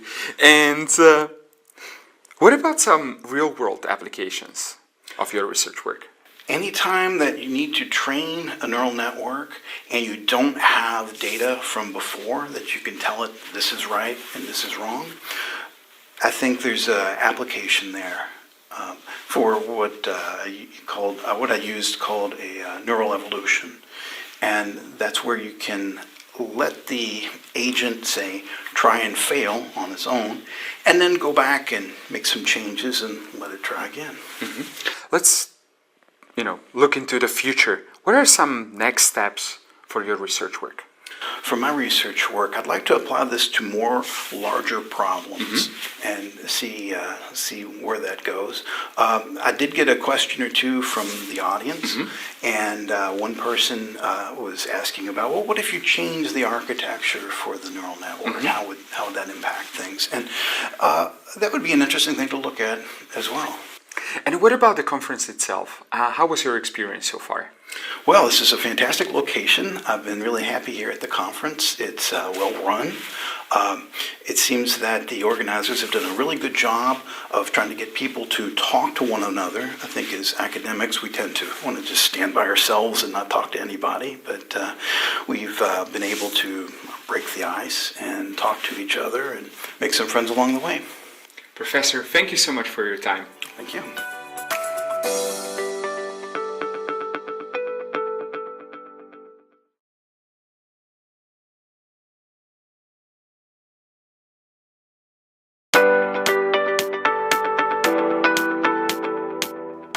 Hello, I'm here with Dr. Muhammad Ali Bingal from the Montfort University. Doctor, welcome.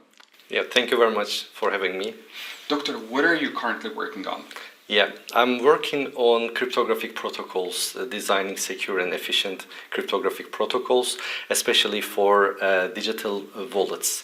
You know, the interest on the cryptocurrencies are increasing every day, and so the individuals and organizations, they are keeping their digital assets on digital wallets.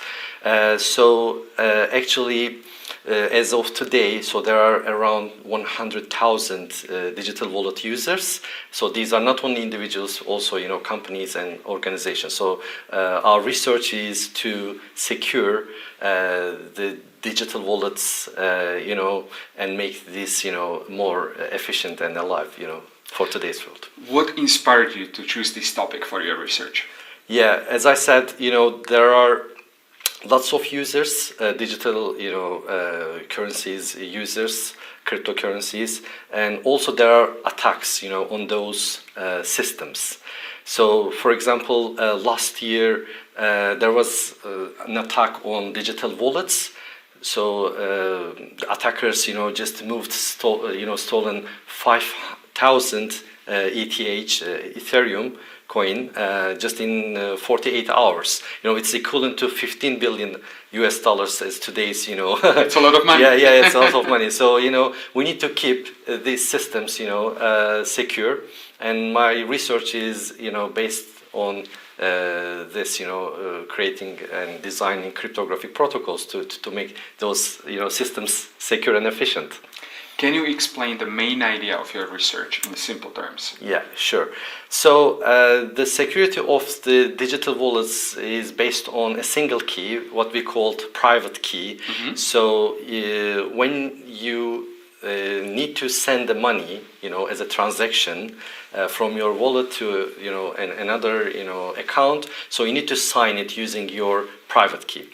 So as this security is just, rely on a single key, so there is, single point of failure problems. So when you lost the key, then your money, goes. So attackers can send the money, within a short amount of time. So what we do, we split the key into parts, and so that you can make it partial signatures, okay, using threshold cryptography, so that even if a partial part of the signature or the private key is lost or stolen by the attackers, so the security is still satisfied. So you don't lose your whole money. And this is also applicable to very best fits on the organizational and companies works, because they don't want to keep the key in a single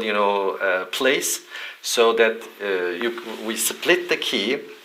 So for example, they can split the key into 10 parts and then distribute to 10 participants. Right. If 3 of them comes together, let's say, they can make the signature, okay? Even if one of them or 2 of them are stolen, then there is no problem issues with the security. So this is the main idea. I see. And what was the most interesting finding of your research work? Yeah, so our actual research is a bit different than the conventional threshold signatures and threshold cryptography, because our research also enables hierarchical systems. So, for example, in real-life organizations, there is not only one layer. Okay, so there are for example, staff and also the managers. So our hierarchical threshold crypto system enables, having those hierarchical organizations. So, for example, you distribute the key among the low-level, staff, and also you give a part to the manager. This level could be, like a triangle or reverse triangle, right. In any type of structure. So that's why we call our protocol as FlexI, which is flexible hierarchical threshold signature. Right. And what challenges did you face while conducting your research work? Yeah, well, actually in crypto, in cryptography, there's also, always a common challenge. So balancing security and cost, efficiency. So there is also always a challenge, and trade-off between cost and security. So what we do actually, our protocol should be efficient and also secure. So this is, the main challenge. So what we do actually, to sign, to aggregate as a signature, to sign, a transaction. So based on our research, it takes like 13 milliseconds, according to our results. And this is, the most efficient signature, hierarchical threshold signature, so far in the literature. Yeah. And you already touched on that, but can you elaborate on some real-world applications of your research? Yeah, of course. So, as I said, those digital assets, digital cryptocurrencies are being used by individuals and also organizations, and also governments are, they are also having now projects, CBDC projects, central bank digital currency projects, to convert the money, the currency into digital cryptocurrency. So these are quite, getting more interesting and more serious, so we need to keep those wallets in a secure, position. So these wallets are not just, individual, the wallets that end users are using. Mm-hmm. These wallets are also, we call, cold wallet, hot wallet, and warm wallet. So banks and organizations need to keep their reserve money into those wallets. Mm-hmm. Okay, and we need to establish and satisfy all the security requirements not to lose the money. So just imagine, we have crypto money that is stored in the reserves, okay, and we shouldn't lose those monies. And as they are digital money, so they are, targeted by the attackers and adversaries in cyber world. Right. Yeah. And looking ahead, what are some next steps for your research work? Yeah. So actually, there's always a race, between attacks and design. So we are exploring, different probabilities and possibilities for different types of attacks, and also we are trying to make it ready for actual real life, applications. For example, we are now trying to make it, proactive and dynamic, meaning that you can add different users, you can revoke, users from the system, and always there is also, some rooms to improve the security and also the efficiency. So we are exploring those, challenges. Yeah. Doctor, how was your experience with the conference so far? Oh, conference, it's amazing. So starting from the first, day and from the first minutes, it was very engaging, and all the speakers, they are really, good in their areas, and we had really good connections and networks, and it's really amazing, Thank you very much for having this type of conference, which is really, perfect. Yeah. Doctor, thank you so much for your time. Yeah, thank you very much for having me.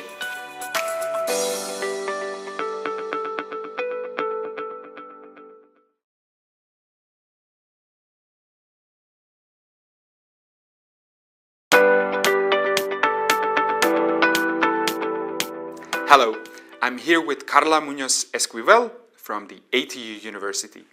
Hello. Nice to meet you. Thank you for inviting me. Yeah. I'm very happy that you joined us today. Carla, tell me about your academic journey. What are you currently working on? Well, currently I'm assistant lecturer in computing, but also I am principal investigator in the Wizard Lab in ATU. In Ireland, and what I do is I teach artificial intelligence, data analytics, visualizations, human-computer interaction, several topics in computing, but I also lead Interreg Northern Periphery Arctic projects. So, for example, currently I'm doing a preparatory project that calls Remoted, that is about finding a way of teaching nurses in the best way possible, so it's cost effective.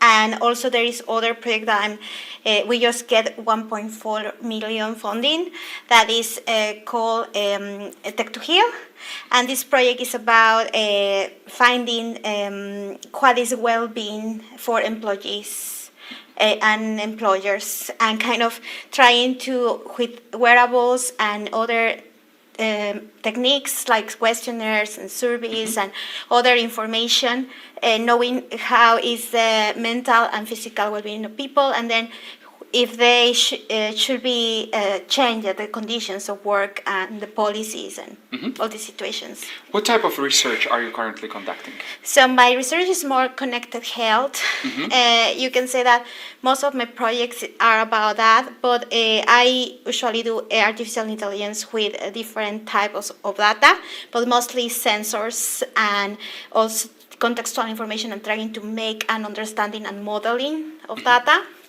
Yeah. And in simple terms, can you explain the main idea of your research? Yes.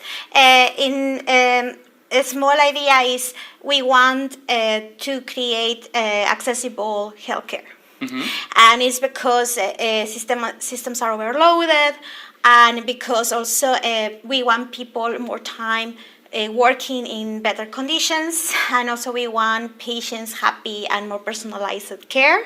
So then we are trying to make sense of data in order to make it possible and to create policies as well that make these people to work in a different context where everything is better for them. What was the most interesting finding of your research? Oh, you can say that, well, when working with sensors, I think that the most interesting is that every people is different, and even physiological conditions of people like weight and height and different things give you different measurements. So one of them is finding the baseline for all this is very difficult.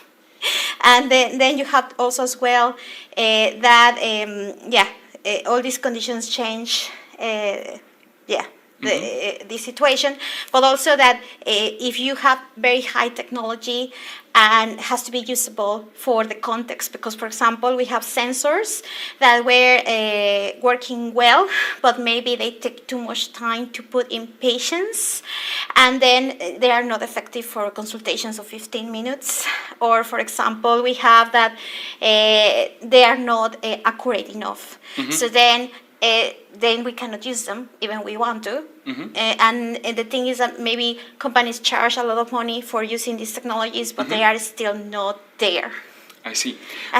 What are some real-world applications of your research? Yeah, well, in fact, the projects, the European projects that I am involved in, the focus is not research. The focus is make lives of people better. So it's about the social aspect of it, and it's how technology can enhance their lives. So it's, for example, how technologies can be put into models of delivery of service of healthcare and enhance this experience for both of them.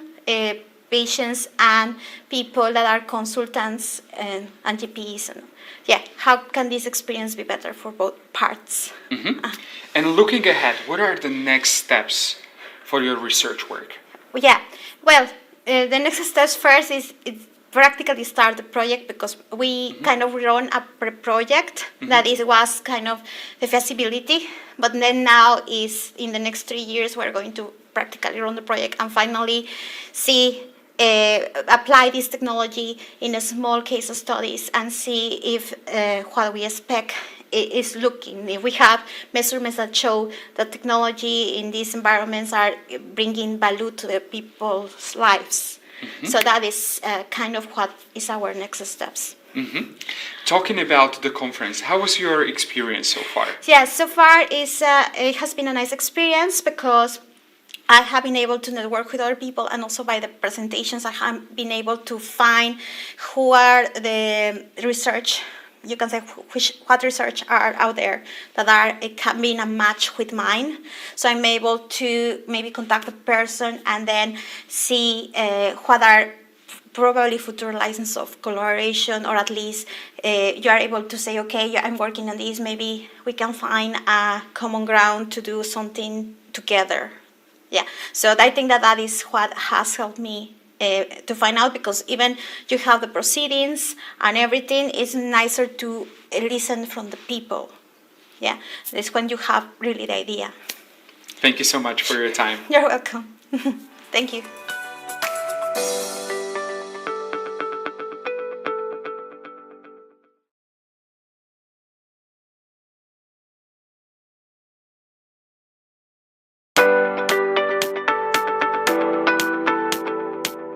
Hello, I'm here with Dr.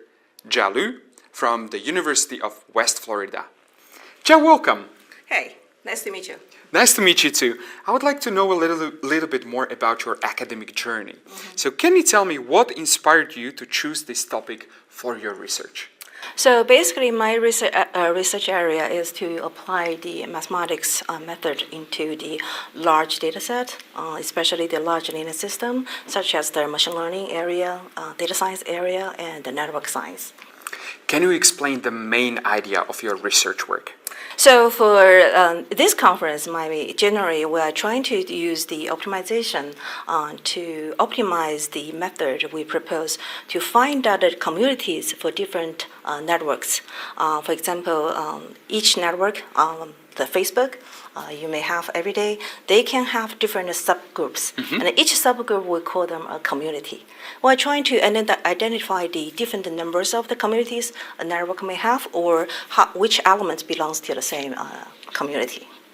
Why is it important for us to understand the communities? So for each network, they have the different communities. For example, in biology, you have different animals, and we're trying to see which animals belongs to the same community. Seems like social media, like the Facebook, YouTube, or on internet, the Google search. We're trying to find out all the elements belongs to the same group, and then we can identify the most important element in each group and see the reactions between different groups. That's important for us to study the property of each network. What was the most interesting finding in your research? So we actually were mathematicians, so we're most interested in to optimize the algorithm we proposed for the machine learning algorithms.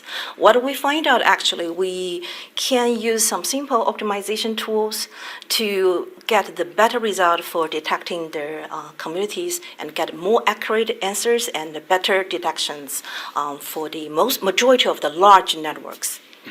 Let's talk about the hard stuff. What challenges did you face while conducting your research? Yes, so as mathematician, we are actually looking forward to collaborate with people from different areas.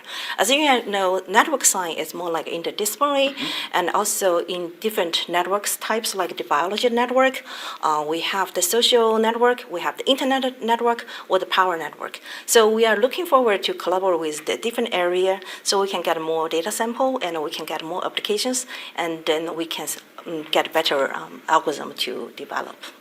Each one of us is a member of many communities. Yes. So what are some real-world applications of your research? Yes, for example, the simple application, everyone uses Google every day. Sure. So actually when you search any keyword in Google, and that goes with tons of the result with different ranking, and that's one of the applications of the network science, which is the internet network.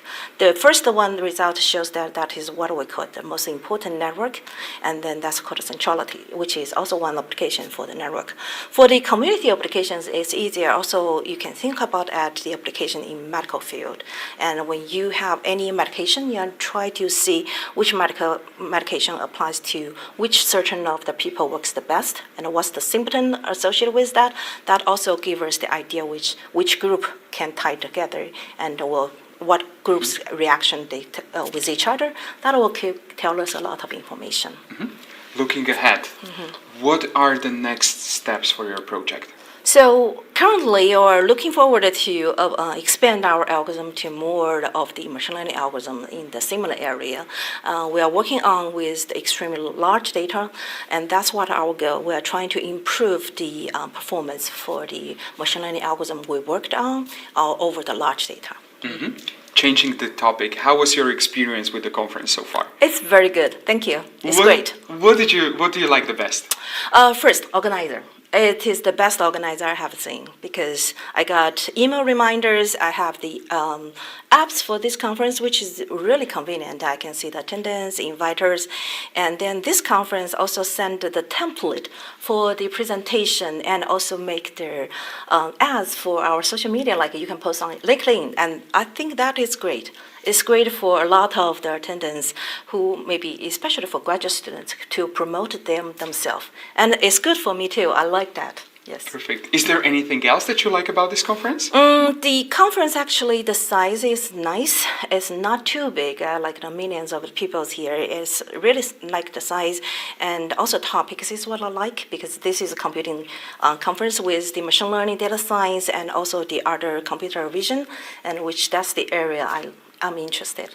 Thank you so much for your time. Yeah, you're welcome. Thank you.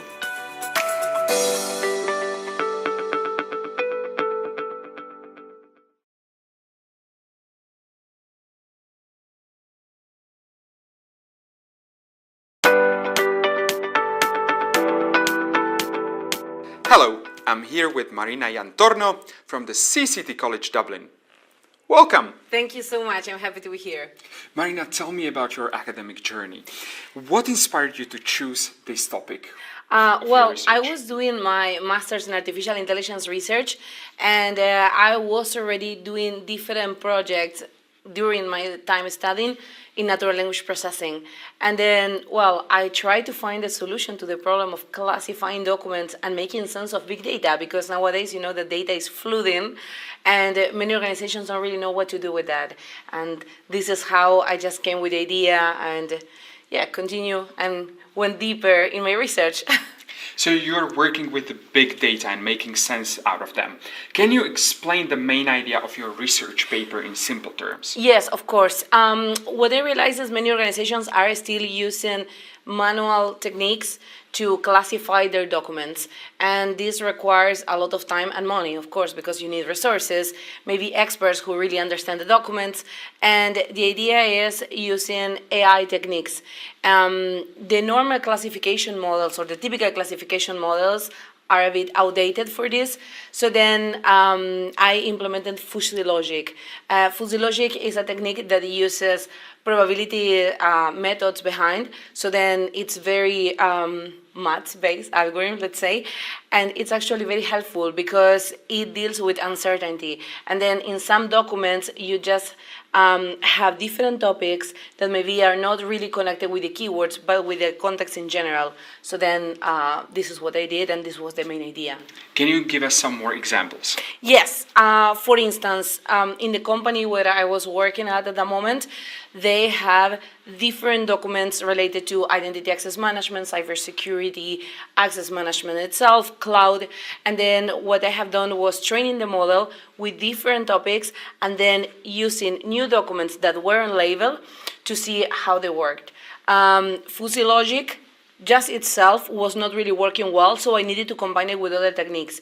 And one of the best solutions that we found was combining fuzzy logic with the Spacey, because the Spacey has already a big library that is already pre-trained. So then this comes with the idea of creating synthetic data, because, you know, if the library is pre-trained and is working better because it used, you know, a lot of data before, so then synthetic data can help. Nowadays, all the models that you need to train, you will need data for that. And synthetic data at a certain point will overshadow real data. This is what I believe. And after this research, I continued my study in that path. Gartner recently published an article that mentioned that we are just in the beginning of the journey, because all the organizations will need a lot of data to train the models that they don't have at the moment. Even though there is a lot of big data, they don't really know how to handle this.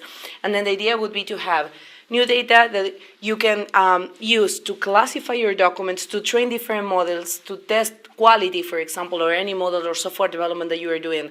So this is the idea that I have after that. What was the most interesting finding? Well, I would say the fact that even though there is a lot of data available, many organizations don't really know how to handle it. So then it's a lot of data that they are not using. And data is actually money, it's a resource. Nowadays, we can say that it's very valuable if you really have data, not just because you have a data point. The data itself, if you just have it as a data point, it doesn't really say anything. But if you use it in a model, or if you use it, for example, to make predictions, to make forecasting, to do classification, is something that companies really can get a benefit after that. Not just saving money, but also maybe, you know, with new ideas on how to use AI in order to use better the resources, let's say. Because, you know, before we used to know about, okay, CRM, knowing how the companies are getting more loyal clients, for instance. And now it's not just about that. It's about okay, how can we make our company stand out from the rest? And one of the main things is using the data, and sometimes the data is not enough because it's not very well organized. What challenges did you face while conducting your research? Well, the main challenge at the very beginning was trying to find an idea that was applicable. Because I remember when I was doing my thesis, my supervisor told me, but you need to come with something original, something creative. And for me, I just was thinking, okay, but I cannot create like an algorithm from scratch. And then I tried to look for different literature reviews that were related to document classifications. And just the most recent ones were talking about, okay, let's use, for example, Llama, Roberta, the large language models.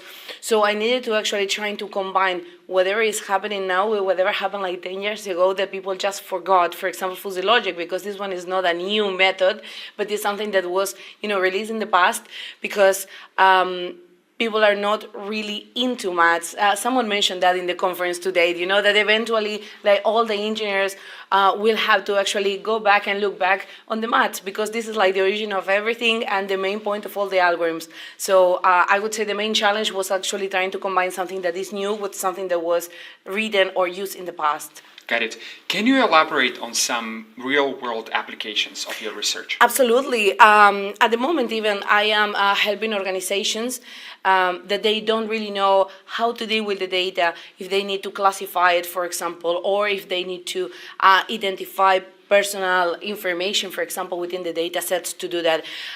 With this model, for example, you can implement if you have a digital library, for instance. So then you can upload new ebooks or new documents, and then the model will actually identify which topic you are referring to and add it in the correct, let's say, label or in the correct shelf if we are talking about digital. Very cool. So what are the next steps for your project? Well, I want to keep working with synthetic data. I think this is actually the future because when you think about synthetic data, people can think, okay, about only numbers. Okay, so I just change the number, I keep the features, and that's it. But it's much bigger than that.